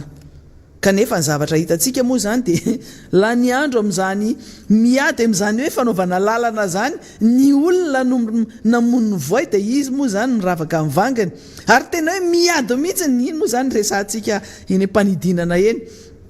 tamin'ny fitokanana ny lalana la rocade iny, la rocade nord-est sy est iny moa zany, iny a projet efa tamin'ny andro ny président Ravalomanana hoe projet Masay, niaraka tamin'ny lalana miny lalana tsara tare, mbola tsara mihitsy izy eo fa totofana tara indray moa zany le lalana, nefa misy toerana be dia be teo Antananarivo eto mila amboarina farany niaingana, tena miatra any amin'ny ain'le vahoaka mihitsy, dia ny oeraoera tena me mihitsy hoe fa izy ary ty rain'ny lainga ity efa tamin'ny 2012 no nisy fampirarahana tamin'ny président Sarkozy aza raha hitantsika ao le zavatra nyteneny fa dia me mihitsy hoe fa inona ty kilalaonjaza ve izy ty, ny tena moa dia resaka tamin'ny président Sarkozy dia efa tamin'izany no fampiresahana le lalana fanamboarana nyty lalana ty, dia angamo izy ty zany rarahanareo mirahalahy izy ty zany fa tsy nyraraha-pirenena, tsy raraha-mpanjakana izy ty.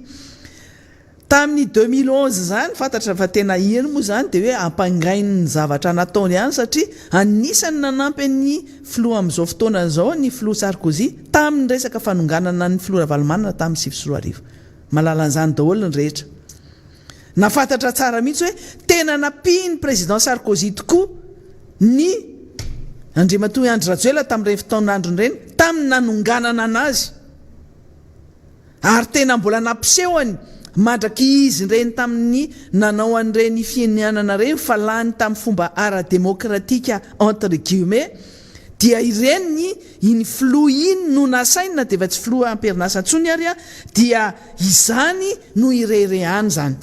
fantatritsika moa zany ny zavatra mitranga amin'le filoham-pirenena frantsay taloha voaroroy amin'ny raharaha samihafa raharaha vitsivitsy any amin'ny fitsarana tamin'ny farany teo moa zany resaka affaire Big Malion zay nanamelohan'ny fitsarana ambaratonga ambany ambaratonga voalohany ny anazy higatra enim-bolana 6 mois ferme enim-bolana tranomaizina sazy miatra kanefa mbola afaka manao fampiakarana izy moa zany taorianan'izay fa le fa nisy raharaha anankiray ihany koa zay nanameloka anazy ihany koa roa taona miatra ihany koa fa reny zavatra mitranga ireny zany no tiana resanantsika amin'ny teny frantsay hoe qui se ressemble s'assemble zay mitovitovy no miaraka ary mbola tena hoe fikiran'le filoham-pirenena ankehitriny mihitsy hoe nanana fifandraisana manokana izy tamin'iny filoha Sarkozy iny efa niova moa zany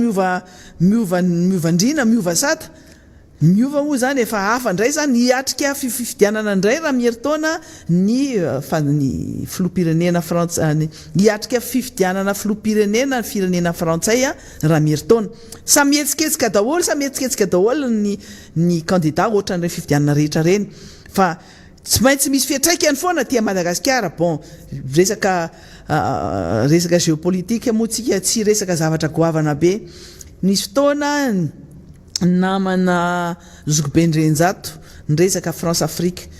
gambantsika misy fotoana ihany koa raha ohatra ka afaka miresaka an'zatretretiny ny vokatry ny filazana hoe tamin'ny 2012 nyresaka tamin'ny Sarkozy mikasika an'ity lalana larokady ity nefa ny zavatra nitranga tamin'ny fotoanany tetezamita taoriana ny fanonganam-panjakana ny antona daholo ny famatsim-bola sy ny fifampirarahana rehetra mikasika an'ireny grand projet zay tokony natao rehetra reny mafantatra tsika efa be dia be ny fikasana namboarana an'ireny lalana era Madagasikara efa tsara tena tsara ary performance tsara goavana be nataon'ny Flora Valmanana tamin'ny famitana an'izany lalana mirefy 7 kilometatra teo eo nandritra ny fotoana nitondrany fitotoana nitondrany mbola nisy projet maro be ny fanamboarana lalana taorianan'izay satria ny lalana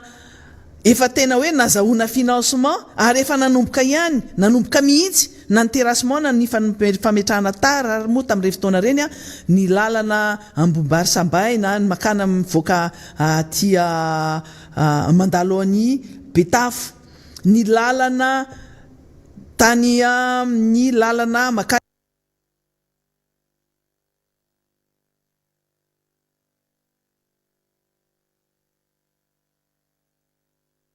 financement rehetra na dia hoe tetikasa efa nandeha dia nijanona daholo ary tsy nitohizana intsony raha tsy nipetraka indray ny filohalany ara-pomba demokratika miverina tao anatin'ny hoe nouvel ordre constitutionnel tsika no tena hoe miverina nandalo fifidianana dia zay indray vao miaraka mihitsy nahita hoe tonga zay tapaka daholo ny financement rehetra na dia zay vao nandeha efa nandeha ny famatsim-bola rehetra raha ohatra ka tamin'ny efatra amby raha tsy nipetraka indray ny filohalany ara-pomba demokratika miverina tao anatin'ny hoe valo amby folo amby roa arivo zay vao notokanana ny vato fahizorana ny lalana Larocade Nord-Est zay nanaova ny filoham-pirenena oeraoera lazay fa izy indray no miady an'le izy hoe tamin'ny fotoanandro no nidinan'ireny ny tiana tenena foana ao anatin'izay dia hoe filoham-pirenena ianao tena filoham-pirenena ianao hatreto dia manana honnêteté fa nisy olona niasa talohanao tsy maninona reo olona niasa teo alohanao rehetra reo olona rehetra niasa teo alohanao reo filoham-pirenena niasa teo alohanao rehetra reo tadidio tsara fa niasa ho an'ny Madagasikara raha nanamboatra lalana izy tsy lalana ho an'ny tenany tsy na hoe ho ampiasaina izy manokana fa lalana natao ho an'le vahoaka malagasy dia manana honnêteté intellectuelle milaza fa hoe isaorana ireo olona zay na tsy tianao ara le olona dia teneny fotsiny hoe isaorana ny fandraisana anjara tamin'ny fikarakarahana sy noho ny fanatotosana ny tetikasa fanamboaran-dalana tamin'iny fotoanandro iny fa malhonnêteté zany filazana hoe zany nanao an'io za nao moa zatra n'le mizaozao loatra je fa ny olo-kafa dia lazaina fa tsy navita azo mihitsiny iny moa zany hoe rehefa maty de raha malala matetika moa zany zay ny fomba fitentsika malagasy hoe rehefa maty ny amiral zay izy vao nyteny hoe navita zavatra be dehibe tamin'ireny fotoana nandevenana ny tompokilay Ratsiraka reny Didier Ratsiraka fa talohan'izay de nlazaina hoe tsisy filoham-pirenena tsy navita ninina daholo ny olona rehetra zay nitatana teto zany anaty feo daholo zany voaray ao anatin'ny ina moa zany ao anatin'ny vidéo sy ao anatin'ny archive-ntsika rehetra zany vo eno daholo zany ka zay filazana hoe izao zany nanao an'izao io a rehefa hoe vita ny lalana de zay ny zava-dehibe vita ny kianja mamasina zay ny zava-dehibe fa tsy ny filazana hoe no iza volaka tao aposiko no nanamboarana an'io iza no nandeha nitondra n'io projet io nakary za no nanao ny sonian'ity za tsisy farany fa misy ny atao hoe continuité de l'état misy ny continuité de l'état zany de zay mitondra rehetra eo a de manao zavatra daholo izy misy ny tena manao ary misy ny mananao ary misy ny tena tsy manao misy sangisangy zari-tenany moa ty zany ataony olona fimezana fotsiny rehefa miresaka fanafoka manafokafoka zany moa zany le hoe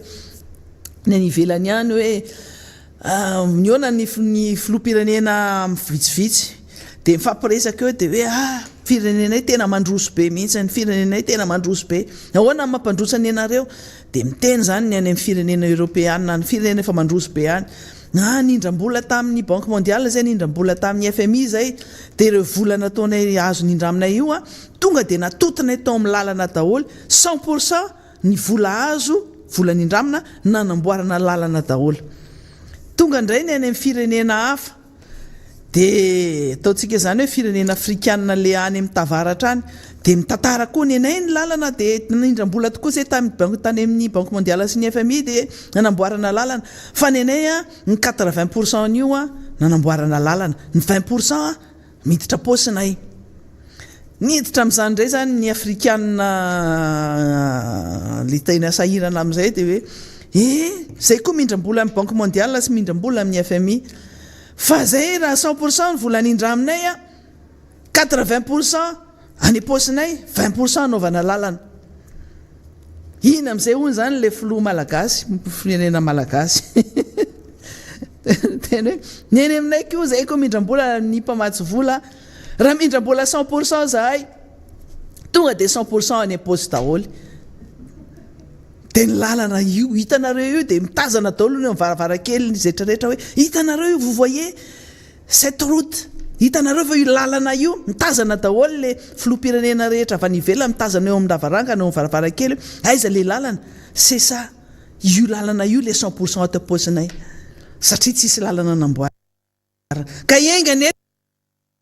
zay ny zavatra misy zay zavatra sangisangy zari-tena zay a mba engany etsy aty Madagasikara zany zavatra zany le zavatra tadiavina amin'izao de hoe ny volam-panjakana araka ny tenenina teo ny vola ao anatin'ny teti-bolam-panjakana misy anjaranao io anjara etranao nalohanao tao ianao contribuable ianao io nge na mividy zavatra fotsiny ary tadio tsara fa misy etra amin'ny ankolaka iny zavatra vidinao iny raha mividy reny zavatra vidina ny any amin'ny mpivarotra eta madinika reny ianao na de resaka vary io ary misy vola loha io zao moa zany hoe tsy mitsy asiana taxe ny sorona ny taxe momba ny vary sy ny sisa fa misy volanao ao anatin'ny reny satria na de ny fitaterana fotsiny ara misy etraloha zany rehetra zany zany hoe na tsy ankolaka na mivantana misy volanao contribuable ao anatin'io misy mieritreritra mantsy hoe zay nke tsy miasa zay de zay tsy mandohetra na tsy miasa renao fa misy vola alohanao amin'ny vola ampiasaina ao anatin'ny teti-bolam-panjakana ary zay no mahasarotiny ny solombavam-bahoaka ao anatin'ny ty fivoriana ara-potoana zay atao ty fa ny solombavam-bahoaka natao anao an'izay asa zay no any karamana ny solombavam-bahoaka ary ny karama zay voarainy solombavam-bahoaka de tadidio tsara fa vola avy aminao io vola avy amin'ny mpandohetra io vola avy amin'ny contribuable io no andrafetana ny teti-bolam-panjakana ary ny vola-trosaitsika avy any ivelany mbola itsika rehetra tsy raha io no manefa n'io vola trosa zay ataontsika io isan'andro ary tia moa tsy fampirehirehana mihitsy satria tsika miresaka foana hoe mirehare ohatra ny tena hoe volanay mihitsy ny ty hoentina miasa anaovana ny tetika asa anaovana an'izao oeraoera etseroa isan'andro ity dia fantaritsika rehetra mila fantatritsika rehetra fa dia hoe ny vola zay ampiasaina hanamboarana na kianja manara-penitra na lalana na EPP manara-penitra na fanomezana zany titre vert zany na ninona zany dia vola mpanjakana zany tsy vola ny filoham-pirenena zany ny fanontaniana mipetraka fotsiny ity dia zao dia hoe nareo ve dia tsy mba malala menatra ny vahoaka nareo mantra fadiran'ovana mihinana hoditra fanamboarana kiraro zay mahabe resaka tena menatra hoe lasa firesahan'ny olona nivelona zao Madagasikara ary tena any aty Madagasikara masony zao tontolo zao menatra ny tena mampitomany ny mahita hoe Madagasikara voaviravira any anatin'ireny hainao manjery avy any ivelan'ireny anaovan'ny olona resaka ary tena zavatra tsy fahita tsy fahita nandritry ny 80 taona ary tsy fahita ary tsy faheno nandritry na malagasy ny malagasy zany hoe hoditra fanaovana kiraro ndeha hohanina raha hoditra mbola lena dia hoe misy mihinana tena hohanina tokoa ary fihinana fa tsy hoditra efa maina efa nitretena efa maina be ry no averina andrahoana dia lozana miady amin'le mpanao gazety indray dia ino ny resantsika tamin'ny maly hoe nareo ve dia tsy mba menatra nareo ao amin'ny TVM ao indrindrandrindra ministera ny serasera dia la ny andro miady aman'olona ohatr'ireny manao adetsena dia tsy maintsy manao an'ireny communiqué reny ve nareo hamalina n'le mpanao gazety hamalina n'le fikambanan'ireo mpanao gazety zay solotena n'ireo hainao manjery any ivelan'ireo dia tsy maintsy ohatr'izay ve le fomba fiasa dia tsy maintsy ahaka ho hitan'ny olona rehetra ve en plus n'izay tena mamenatra an'ilay izy dia zao tsy maintsy atao amin'ny teny frantsay ohatra ireny ve ho hitavaky ny olona avy any ivelany tsika moa zany dia voavy mankalaza ny fiverenany fahaleovan-tena-pirenena mankalaza ny fety-pirenena dia mba miady ihany zany mba mijery ihany hoe mba miteny frantsay miteny malagasy fa dia tsy misy an'le ampo-pirenena mihitsy hoe ndao ary ry vahoaka malagasy fa efa raiky amby 80 taona zao nazahoantsika niverena ny fahaleovan-tena-pirenena na ny lalàna zay mandalo amin'ny antemera-pirenena ry ity lalàna ity ito volavolan-dalàna momba ny volavolan-dalàna momba ny lalàna mifehy ny fitantanam-bolam-panjakana nasy-panitsina zay ny titra samy mahita tsika io amin'ny teny gasy izy io asa raha iza ny atao anatintsika ato amin'ny teny gasy le soratra eto ivelany eto dia misy soratra teny frantsay ao ambany fa ny ao anatin'ity lalàna ty eo hitatsika tsara mihitsy izy ty amin'ny teny nasiana titra ngeza be amin'ny teny malagasy dia nasiana teny frantsay ihany koa hoe projet de loi rectificative fa rehefa sokafany ao anatiny ity dia hitatsika fa amin'ny teny frantsay daholo ny ao anatiny solombavambahoaka amin'io solombavambahoaka malagasy fa tsy hoe solombavambahoaka frantsay mba firy isan-jaton'ny solombavambahoaka moa no mahay miteny frantsay tena hoe mahay mafeny zany teny frantsay zany satria tsika voazanaka mbola zay le tenena hoe mbola tsika nge mbola tsy maleo teny na ny lalàna hoentina ho anatrehany antemera-pirenena ary efa nisy ny voaka tany aloha tany hoe ny lalàna dia tsy maintsy atao amin'ny teny malagasy ary raha misy amin'ny teny frantsay dia tsy maintsy misy amin'ny teny malagasy fa mbola lalàna amin'ny teny frantsay no hoentinay eo hoentina ao aminay eo ohatr'izany tony document de performance hitatsika daholo ireo anankiroa ireo fa amin'ny teny frantsay daholo ny ao anatin'ireo dia tsy mahagaga raha ohatra ka solombavambahoaka avany ambany vohatra any tsy malala an'izany resaka miteny frantsay zany zara raha mampiasa an'izany teny frantsay zany amin'ny teny frantsay ny ao anatin'io ka tsy magaga izy raha tsy liana mijeran'izany teti-bolam-panjakana zany le izy ary amin'ny teny frantsay na hovakianao ary le izy amin'izay amin'ny teny teknika ao anatin'izany ireo samy mahita daholo tsika ao anatin'io amin'ny teny frantsay daholo reo io document de performance annexe au projet de loi portant loi de finances rectificative amin'ny teny frantsay daholo zao amin'ny teny frantsay zao efa ela be ny tao no ny teny hoe mba alefaso amin'ny teny gasy izy io satria na ny mamaky an'io amin'ny teny frantsay io ary dia manahirana na mahazo azy ary satria lisy terme amin'ny fiteny teknika le izy ao anatiny ato le izy moa zany dia ohatrany hoe fanahinina tao fa sa inona ny ao anatin'izay fa dia zay ny zavatra misy aloha amin'ny teny frantsay daholo izy rehetra amin'ny teny frantsay daholo dia nareo rehetra ao ve dia tena afaka miteny aminay fa nareo fa dia tsy malagasy nareo marina fa maro aminareo ny manana an'izany double nationalité hatrany efa ratapon'izany ka tsy dia miraraha zany malagasy zany zay le hoe zavatra tenenina zavatra fa zavatra atao zavatra fa anyka tsy mipaka any amin'ny tokony ho izy ny zavatra tokony ho atao zay mahasoa le firenena malagasy ianao ve dia tsy mba malala menatra hoe miaingo ambony tsokoko resaka vola ampiasaina resaka tomobile ampiasaina raitra dia raitra manoatra noho ny any Dubai tsika rehefa mijery an'ireny fiarakodia ampiasaina reny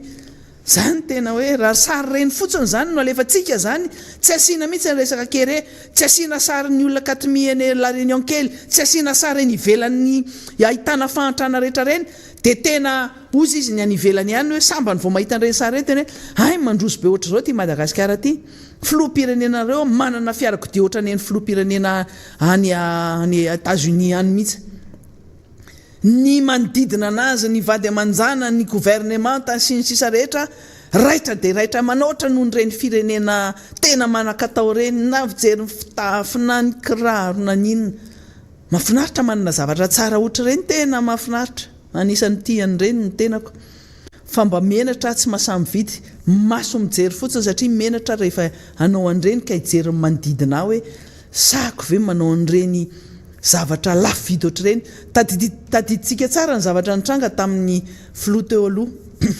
resaka mananasy tsika nanaovana resa be tany anatin'ny tambajotra serasera le resaka akanjo nanaovan'ny première dame tamin'ireny fotoana reny le akanjo mananasy samy matadidy an'izany daholo tsika hoe zao ny vidin'io hoe zao euro ny vidin'io hoe 5000 euro hoe zao ny poketra iny e zao fa ny teo ihany ange no atao androany kanefa nenjehan'ireo mpitondra mpanohan'le sombavim-bahoaka mitondra amin'izao fotoana zao tena nanenjika mafy tamin'izany fotoana zany hoe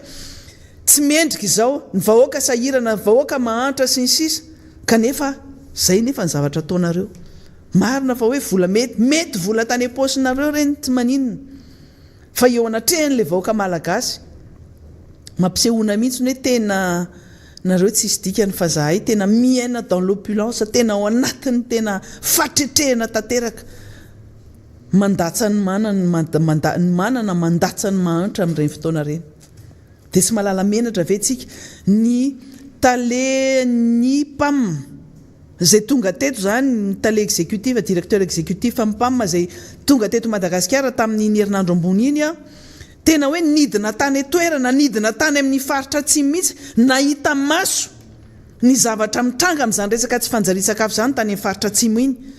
dia nanao interview nanao resaka niary tany amin'ny hainao manjery tany amin'ny CNN na tany amin'ny BBC nandeha any ivelany any daholo ny resaka ary tena nisy tena hoe niakatra plateau tena ela be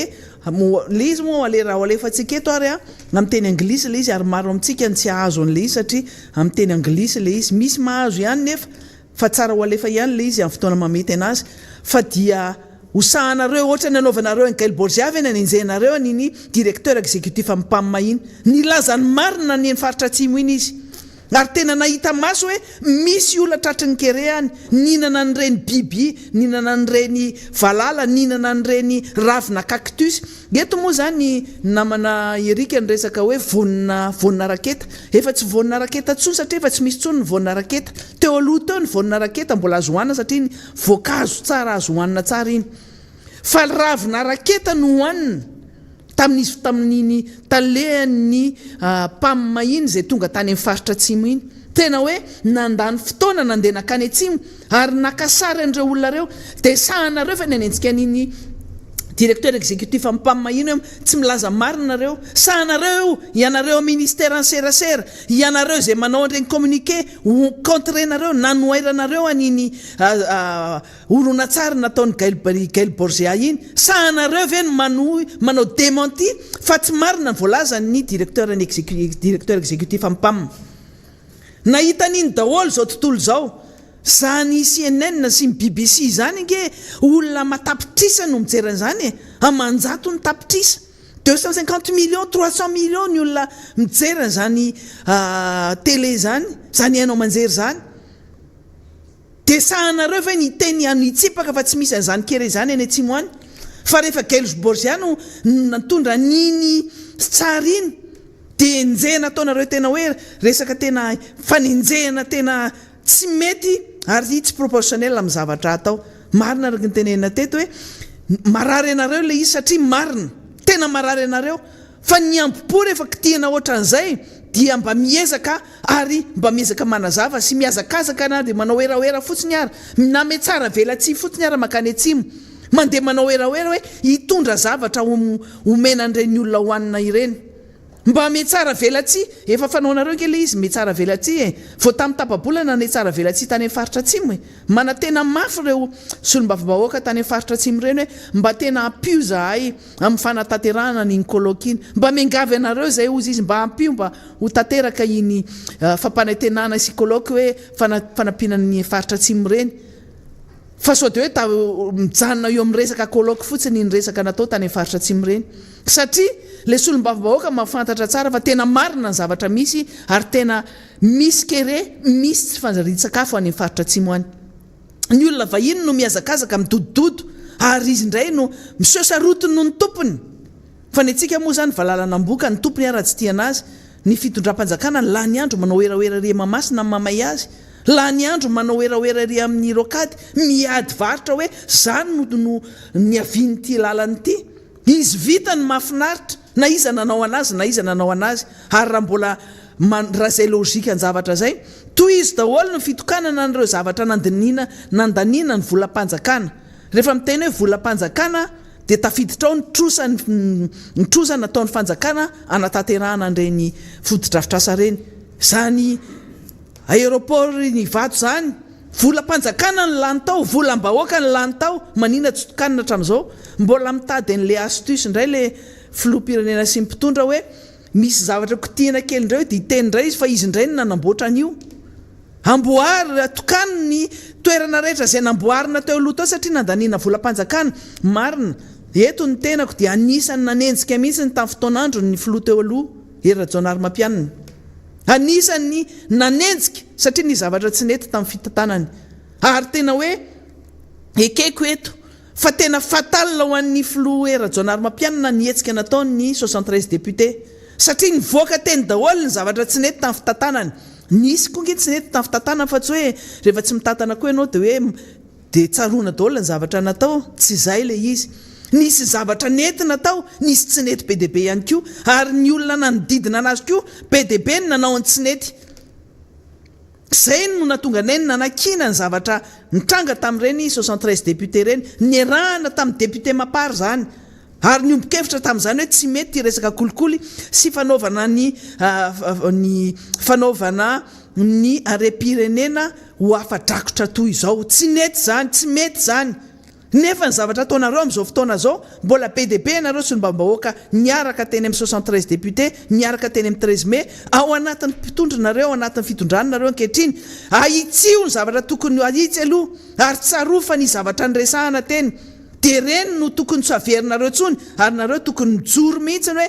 tony no nitoerina teny amin'ny kianjany 13 mai tony fa tsy nareo indray no miray tsikombakomba amin'ny zavatra ataony fa fanampanatateraka. Marina fa misy vitsivitsy aminareo mahazo tombontsoa tanteraka amin'izao fitondrana zao. Tena hoe tena tao mihitsy zany hoe tena zanaka-trano ny filoham-pirenena ary miantso amin'ny alina dia afaka miantso amin'ny atoandro afaka miantso. Misy moa ny sasany dia efa na ilika tanteraka ary natao anjorom-bala mihitsiny a satria manelingelina kanefa nampiasainareo mafy tamin'irey fotoana rey 73 député reny nampiasainareo mafy de mafy hatrany amin'ny HCC aleo zany zavatra zany ivoaka aleo ivoaka zany zavatra zany satria ny zavatra tsy mety tsy faninanana ny zavatra tsy mety tsy mila verina intsony ary zay ny mbola ijonone hatramintsika amin'ny teny zao io tsika zao mahita ny HCC manondrana tanteraka didim-pitsarana mivoaka ohatra zao mbola zavatra tsy nitranga hatramin'izany nisiny zany HCC zany tsy azo atao zany dia sanatria mivava tsy hisy teny indray hoe aleo indray le raiky alataloha le rakoto arisotaloha no averinao amin'ny HCC ty fa manondrana mihoatra ny zavatra ataony koa ny zavatra ataonareo amin'izao fotoana zao haiza misy an'izany hoe didim-pitsarana efa avoaka de sotomina de hovaina indray inona re ty rendrekako loza inony ty vo manomboka ohatra zao ve mbola afaka roa taona vo isy fifidianana raha isy fifidianana zay mbola fanontaniana mipetraka mbola baraingo mbola vo izao ve nareo de efa tsy azo atokisana ohatra zao ry mpikambana vaovao ao amin'ny HCC de mbola oroviana vo tonga amin'izany de ho azo atokisana ve nareo lalàna ny sata momba ny mpanohitra moa zany mbola resahantsika amin'ny fotoana manaraka satria mety tsy ho ampy le izy androany fa tena hoe mamofady manaonao foana ny zavatra ataonareo tena zava-doza hafa baraka raha za mpampianatra any amin'ny université de hoe foaniko ny lalàna ny fianarana lalàna eny amin'ny université rehetra fa tena efa any amin'ny lalany tsisy misy an'ity Madagasikara ty tena diso tanteraka ny zavatra nampianarina rehetra hatramin'izay zany zao de mila hovaina satria tsy zay ny zavatra misy za tsy ino mihitsy hoe tsy mahinareo ao nanana n'izany baziny zany resaka droit zany daholo nareo na de ny akamaroanareo ao ary a de olona privatiste zany hoe olona nianatra olona natao hitsara any amin'ny fitsarana mitsara juridiction judiciaire fa tsy natao hitsara any amin'ny fitsarana avo ny lalam-pandroenana mety zay koa le izy hoe olona mauvaise personne à la bonne place ny tadavina de hoe la bonne personne à la bonne place olona tsara amin'ny toerana tsara fa ty moa zany satria kitranotrano any koa nareo ho membre ny HCC rehetrarehetra reo ary kitranotrano ny anina vady ny anina irakoto rabe olona tatsy ihany ny sotomina makarifa sy olona afaka manipulena olona afaka hiatrika amin'ny fifidianana amin'ny raha mitelo ambiroapolo amby roa arivo olona afaka atao marionnette zay ny olona petraka atao ny fidina sy ny lanina ao anatin'izany HCC zany manala baraka zany olona mitraîner casserole zany olona tsy mendrika an'izany toerana zany ary io izy vao manomboka mampitabataba le izy satria ny sata mpanohitra io ataonareo viravirainareo tena manala baraka io tsy manaraka ny lalam-pandroenana manitsakitsaka ny lalam-pandroenana io moa zany de hoe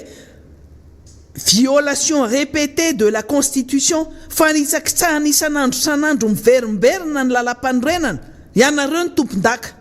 nefa nenjehanareo ny filoha teo aloha sy ny tany ary ny tany aloha rehetra tany ary anisany nanongananareo ny filora valomanana mihitsy nyzany tany aloha tany fanaovanareo ny kitranotrano io nefa tamin'izany fotoana zany tamin'ny filora valomanana anke tadidiko tsara mihitsy nanana ny toerana misy azy zany fitsarana zany fitsarana avo momba lalam-pandrenana zany natahorana zany hoe resaka kolokolo zany fa izao le olona fidina ho membre ny HCC lany amin'ny kolokolo ny akamarony lany amin'ny resaka trafic d'influence ny akamarony resaka amin'ny tsindry avy any ambony ny akamarony zany fa ny olona ho atokisatsika zany zavatra zany nefa ny olona andeha kirakira fifidianana ao zay isy any aoriana any satria mandritra ny fito taona ireo olona reo ho eo tsy misy fomba hoe ahafahana manongana anazy akory na manala anazy eo fa ao izy de miraikitra ao amin'ny seza ao ny koly misy lakoly ny seza tsy azo esorina tsy azo atao ninindra afa-tsy hoe sanatria mivava angambany hoe fa afatesana sy hoe olona marary zany miandry an'ity firenena loza mitatao amin'ity firenena ity enjana le zavatra mitranga tena mifangaro ny zavatra resahana amin'izao satria miverina daholo ao andoha daholo ny zavatra nisy rehetra sy ny ainana de zay ny zavatra misy amin'izao gravy ary tsy magaga tsika raha kitotohatra an'io ny fandaniana nyty lalàna mikasika ny lalàna mifeh fitantanam-bolan'ny fitantanam-bolam-panjakana nasipanytsiny ty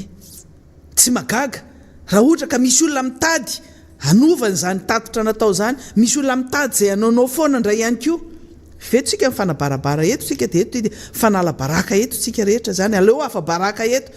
tsika moa zany efa baraka tanteraka efa mibridana eo anatrehan'izao tontolo zao noho ny fisiny zany resaka keresy finanana odi-trompo fanaovana kiraro zany fa de miady aman'olona miady etsena ndray zany zao ny lamaody zany zao ny décision salegy isan'andro misy hatramin'ny HCC manao salegy tena mitsinjaka mihitsy nareo tena mitsinjaka manao salegy décision salegy ataon'ny HCC inony ty io zao de mandeha ao amin'ny antemera-pirenena ny lalàna mikasika amin'ny PAC pôle anticorruption efa nandalo tany amin'ny antemeran-doolona izy io de deuxième lecture moa zany zao no mandeha ty amin'ny antemera-pirenena fa nampiteraka resa be ihany koa satria hoe hiady amin'ny kolokolo ny Madagasikara hiady am'izany kolokolo zay efa lalipaka zany ny Madagasikara fa ny lalàna de ny ekena novaina satria sombavambahoaka ny manoana ny fanjakana no asaina manao an'le izy ao de lasa zava-doza ny zavatra mitranga ary mitabataba reny rafitra rehetra zay natao hiedina amin'izany kolokolo zany mitabataba ny mpamatsy vola avy any ivelany satria ny tsika tsy misy vola natokana ho an'izany ady amin'ny kolokolo zany hitatsika ho an'izany ty teti-bolam-panjakana ty tsisy an'izany ao tsisy an'izany ao ny any fitsarana no teti-bola ho an'ny ministera fitsarana dio ara tsy ampy mitabataba ny pénitencier ny mpiandry ny fonja satria anisan'ny tena faralahy ny samy faralahy ny eto zany fanajana ny zon'olombelona zany noho ny fisin'ireo rafitra fitsarana hoe mpitsara tsy atokisana intsony be manjaka ny kolikoly ny olona ny fotsifotsy lasa mainty lasa fotsifotsy ny karana sy ny vahino milaza fa ao posiny daholo ny mpitsara mila jerena daholo zany ny teti-bolan'ny ministera ny fitsarana nke raha oarina amin'ny filanao mba tsy resaka fotsiny io resaka dignité na ny motivation ho an'ny mpitsara raha ny karama ho an'ny mpitsara zany anisany ambony eto amin'ity firenena ity fa raha oarina amin'ny asa ataony ny volume ny asa ny amaroany ny asa ataony sy ny riska rehetra zay hoentin'ny mpian'ny asa ataon'ireo mpitsara reo dia mampanontany tena ny vola entina miasa be dia be ny lalàna mila fanovana ao fa lany andro tsy misy an'izany ao zany no mila andaniana vola zany makasika amin'ny fiainam-bahoaka zany fanatsarana ny fiainan'ireo mpitsara reo satria misy mpitsara be dia be aleony raha ohatra ka sitrapony dia hoe tsy manao mpitsara tsony izy satria be loatra ny asa zay omena azy be dia be ihany koa nefa ny risika amin'ny asa ataony eo ny volume ny asa ataony eo misy mpitsara nke be dia be ny lasa mandeha manao asa mitady asa hafa any amin'ny ministera hafa any na any amin'ny sehatra hafahafa any mandeha miasa amin'ireny toerana organisme international ireny na any amin'ny ministère miasa any amin'ny primature misy mpitsara lasa mandeha manao asa any amin'ny administration any fa lasa tsy mitsara satria any misy tombontsoa bebe kokoa ary milaminy tsaina kokoa izy miasa any za tsy sanatry mivava tsy mametsiny mihitsy aho hoe tsy mametsiny ny fandehanan'ireny mpitsara mandeha any amin'ny toerana hafa reny fa mametsiny kosa le mpitsara zay manao kolikoly tsy mijustifie ninina mihitsiny hoe kely ny karamanay raha mihoatran'izao sy ny sisany rehetra ny fanaovana kolikoly sy fanaporetana an'ireo vahoaka zay contribuable justiciable ireo olona tsaraina eo anatrehan'ny fitsarana ao mandeha ho azy zany hoe mamay volana manana ny rariny ary ianao mba hanana ny rariny araka ny eo anatrehan'ny fitsarana zany zava-doza misy eto amin'ity firenena ity misy teny ndray any zao dia hoe miara-manonja ngeka tena atao manakina sisiny natao ilaza ny zavatra misy ary mitsikera ary natao tena hoe arofanina ny eto amin'ity miara-manonja ity zay matsiary voadona aloha dia voadona izy raha matsiary tena izy fa mpitsara-panao kolikoly dia ahitsio ny dia aza manao kolikoly tsony dia mba jereo ny tena vahoaka tena marina efa tsy manako aniny izy mbola ampandoavina zany tena hoe vola tena tsy azonao eritreretina mihitsy hoe mivarom-pananana mivarotra trano fiara tanimbary tanimboly mba ahafahana mandresy ao anatrehan'ny fitsarana nefa manana ny rariny izy. Ny olona tsy manana an'izany mpisolo vava zany eo anatrehan'ny fitsarana nefa manana ny rariny dia BDB zany BDB zany. Misy tranonao zao fanananao zao tanàna hipetrahanao zao lasa ny vahiny tampoka fotsiny zao satria nahitahita iny hoentina any amin'ny fitsarana dia resy. Manao kokoa manokana ho an'izay mpisolo vava anankiray any ivelany any mitsabo mivadiny any ivelany any izy amin'ny fotoana maromaro mamenatra ity zavatra mitrango ity. Manana tany izy ary efa nazy hatramin'izay fa ny fananan'ny olona tany alobe tany fa lasa ny olona le satria tsy eto toerana mitsabo mivadiny marary any ivelany any ary tena hoe tsara toerana ny toerana satria any lato ilay vola vato ilay vola any vato any izy io fa mamenatra le izy zany hoe samy mpisolo vava no fampakatany na hoe mpitsara koa tafiditra ao anatin'izany fa mampalahelo hoe samy malagasy mifanao an'izany fa vao maika marary raha hoe mivahiny no maka ny fanananao. Zany fitsarana zany ange tena hoe fialofan'ny olona marary malay malemy fa ao zany tena hoe ao ny ahitanao ny fahorian'izao tontolo zao ao anatin'ny fitsarana na ny olona migadra na ny olona very fananana sy ny sisa ary tena mamenatra le izy hoe ny tena mpisolo vava ary teneniko foana ity hoe reharehako zany hoe asana mpisolo vava zany miaro ny olona zany manana ny rarina zany mitady ny rarina eo anatrehan'ny fitsarana fa potika amin'ny fitsarana amin'ny resaka kolikoly potika amin'ny fitsarana amin'ny resaka fanaovana tsindry amin'izany raharaha-pitsarana zany amin'izany fahefana fitsara zany ny fitsabany fahefana mpanatanteraka ao anatin'ny fahefana mpitsara zava-dozy zany tena tsika tena miteny eto hoe tena tsy misy mandeha amin'izay ozany fiainam-pirenena manao an'izay tiany atao daholo eto na ny fahefana mpanatanteraka mitsabaka amin'ny fahefana mpanao lalàna fahefana mpanatanteraka mitsabaka ao amin'ny fahefana mpanao lalàna fahefana mpanatanteraka mitsaba ao anatin'ny fahefana mpitsara misy an'izy menakavy ao ary zay mahatonga ny telma resantsika ity afera tantarany raharaha tanandrano mbola mitohatra amintsika amin'teny zao efa tonga avo dia avo ny fefy zay vita ny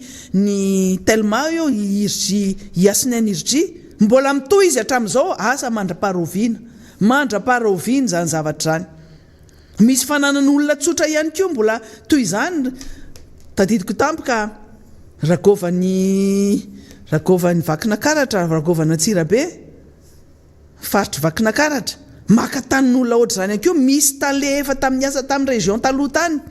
maka ny tanin'olona malagasy ohatra azy efa tonga any amin'ny fitsarana ihany koa zany fitsabany zany fahefana zany any amin'ireny fitsarana any amin'ny fitsarana efa tonga any amin'ny fitsarana moa zany ny raharaha fa tanin'olona alaina daholo satria ianao nahitahita na ary mahafantatra hoe fenotanin'ny olona mipetraka riananina ry amana hektara aminay mama hektara zany nisy tale taloha efa atao anatin'izany région ny vakina karatra zany zay miasa miaraka amin'ny ragova amin'izao fotoana zao manangona tanin'olona maka tanin'olona any amin'izany faritra vakina karatra zany tsy maintsy resantsika zany amin'ny fotoana mamety anazy satria efa tonga ty daholo koa le profy sy ny zavatra recoupement mikasika an'izany santionana zany ao anatin'ny resaka zay ataontsika androany satria efa lavalava ihany izay efa lavalava ihany ny namana fidèle moa tsy maintsy nandeha satria misy zavatra tsy maintsy vonjena ihany koa ny raharahany mahasombam-bahoaka tsy maintsy atao tsy maintsy misy zavatra atrehana ihany koa ny émission antsika tsy maintsy tohizana ihany koa tsy maninona fa zay eto mandeha mampandeha anazy mba tsisy fanontaniana hoe fa ahoana kay fa misy inona raha iandrony tsy manao fandaharantsika dia message BDB nareo telefônina BDB hoe fa ahoana fa maninona no tsy misy ny fandaharana miara-manonja fankahirezana ho anay tanteraka ny fiantsoanareo anaina indray hoe mitady anay mihitsy nareo hoe fa tena hoe référence ny miara-manonja amin'izao fotoana zao raha vao hoe tsy miheno miara-manonja dia manontany tena tsy amatsy azoazo ny aina fa izay koa ohatra nareo ihany koa rehefa tsy manao an'ilay fandaharana dia hafahafa ohatra misy zavatra banga ihany koa hoe ohatra ahoana ary zany fa misy zavatra hafahafa androany aika tsy nanao n'la fandarana miara-manonja satria be loatra le zavatra ao anaty ao, be loatra ny zavatra fantatra ao anatin'ny saina, be loatra ny dossier any am-pelantanana izay mila zaraina sy ampahafantarana antsika. Dia izay koa mba mitovy anareo ihany koa hoe raha ny sitraponay isan'andro tranandro dia hoe tena eto izay manomboka maraina mandra-parivon'ny andro fa tsy vita izany satria aina ihany koa ty fanontaniana apetraka reo dia hoe fa ahoana nge nataonareo reto mampatanjaka anareo, ahoana kay ny zavatra ataonareo amin'ny alina, matory tsara ve nareo, matory tsara zahay, misakafo tsara zahay. Fa dia io zany dia lasa fiainana anankiray irahana mandeha ho azy rehefa voaray ny zavatra tokony ampitaina dia mivoaka milamina. Ny zavatra tsy mazava voaray ao anatin'ny saina tsy tsara voaka satria tsy mivoaka milamina, lasa mikorotana. Fa ny zavatra rehetra izay voaray mazava izy hatrany amin'ny voalohany ka hatramin'ny farany, aiza ny pirofo, aiza ny zao, dia iny mivoaka daholo na tsisy ninina reto nolonay eto, tsisy taratasy eto ao anatin'ny saina fotsiny io. Isaoran'Andriamanitra mbola meny saina, meny fahasalamana, ary izay tsy mitsahatra mihitsy hoe voamaraina na amin'ny alina na mihina vita somatsara ity dia misaotra azy, misaotra fa vita somatsara amin'ny fandaharana. Fa tsy izay rehetra eto amin'ny fandaharana, eto amin'ny plateau, eto amin'ny studio fotsiny no misaotra anazy toy izany, fa ny teknisianina miasa mafy daholo ry Jessy, ry Mika, ry Billy, ry Brudo, ry izy rehetrarehetra reo miasa mafy daholo izy rehetra reo, ry Doda, misy ny anatin'ny studio miaraka aty amin'ny plateau aty, fa misy ny mampandefa ny fandarana io any amin'ny sehatra rehetra any, ny teknisianina ny MBS rehetra reo, ny AZ radio, ny So radio, radio Mada, isaorana daholo reo rehetra reo. Fa raha tsy misy andreo isika any an-trano any tsy mahita an'izany fandarana miara-manonja zany. Rehefa hitanareo tsara fa manao ny tena hoe mandrehitra tany meny reo teknisianareo rehefa tapaka ny jiro, rehefa tapahan'ny jiro maty, rehefa tapaka ny connexion, tapahan'ny tel maty. Izay fa mandeha ihany ny fotoana efa amin'ray latsaka izao aleo ngamba ny faranana amin'izay aloha satria ny zavatra ambara be dia be. Tsy ho tapitra mihitsy ary tena izay no tenenay aminareo hoe tsy ho tapitra mihitsy. Fa raha mbola men'Andriamanitra saina, raha mbola velonaina dia mbola afaka mandefa sy manao an'izao fandaharana izao hatrantsika. Isaorana ny rehetra, ny tompona andraikitra rehetra izay mampandeha an'izany fandaharana zany tafiditra ao anatin'izany moa zany Flora Valomanana izay tompon'ny MBS, isaorana manokana izy satria ny fandaharana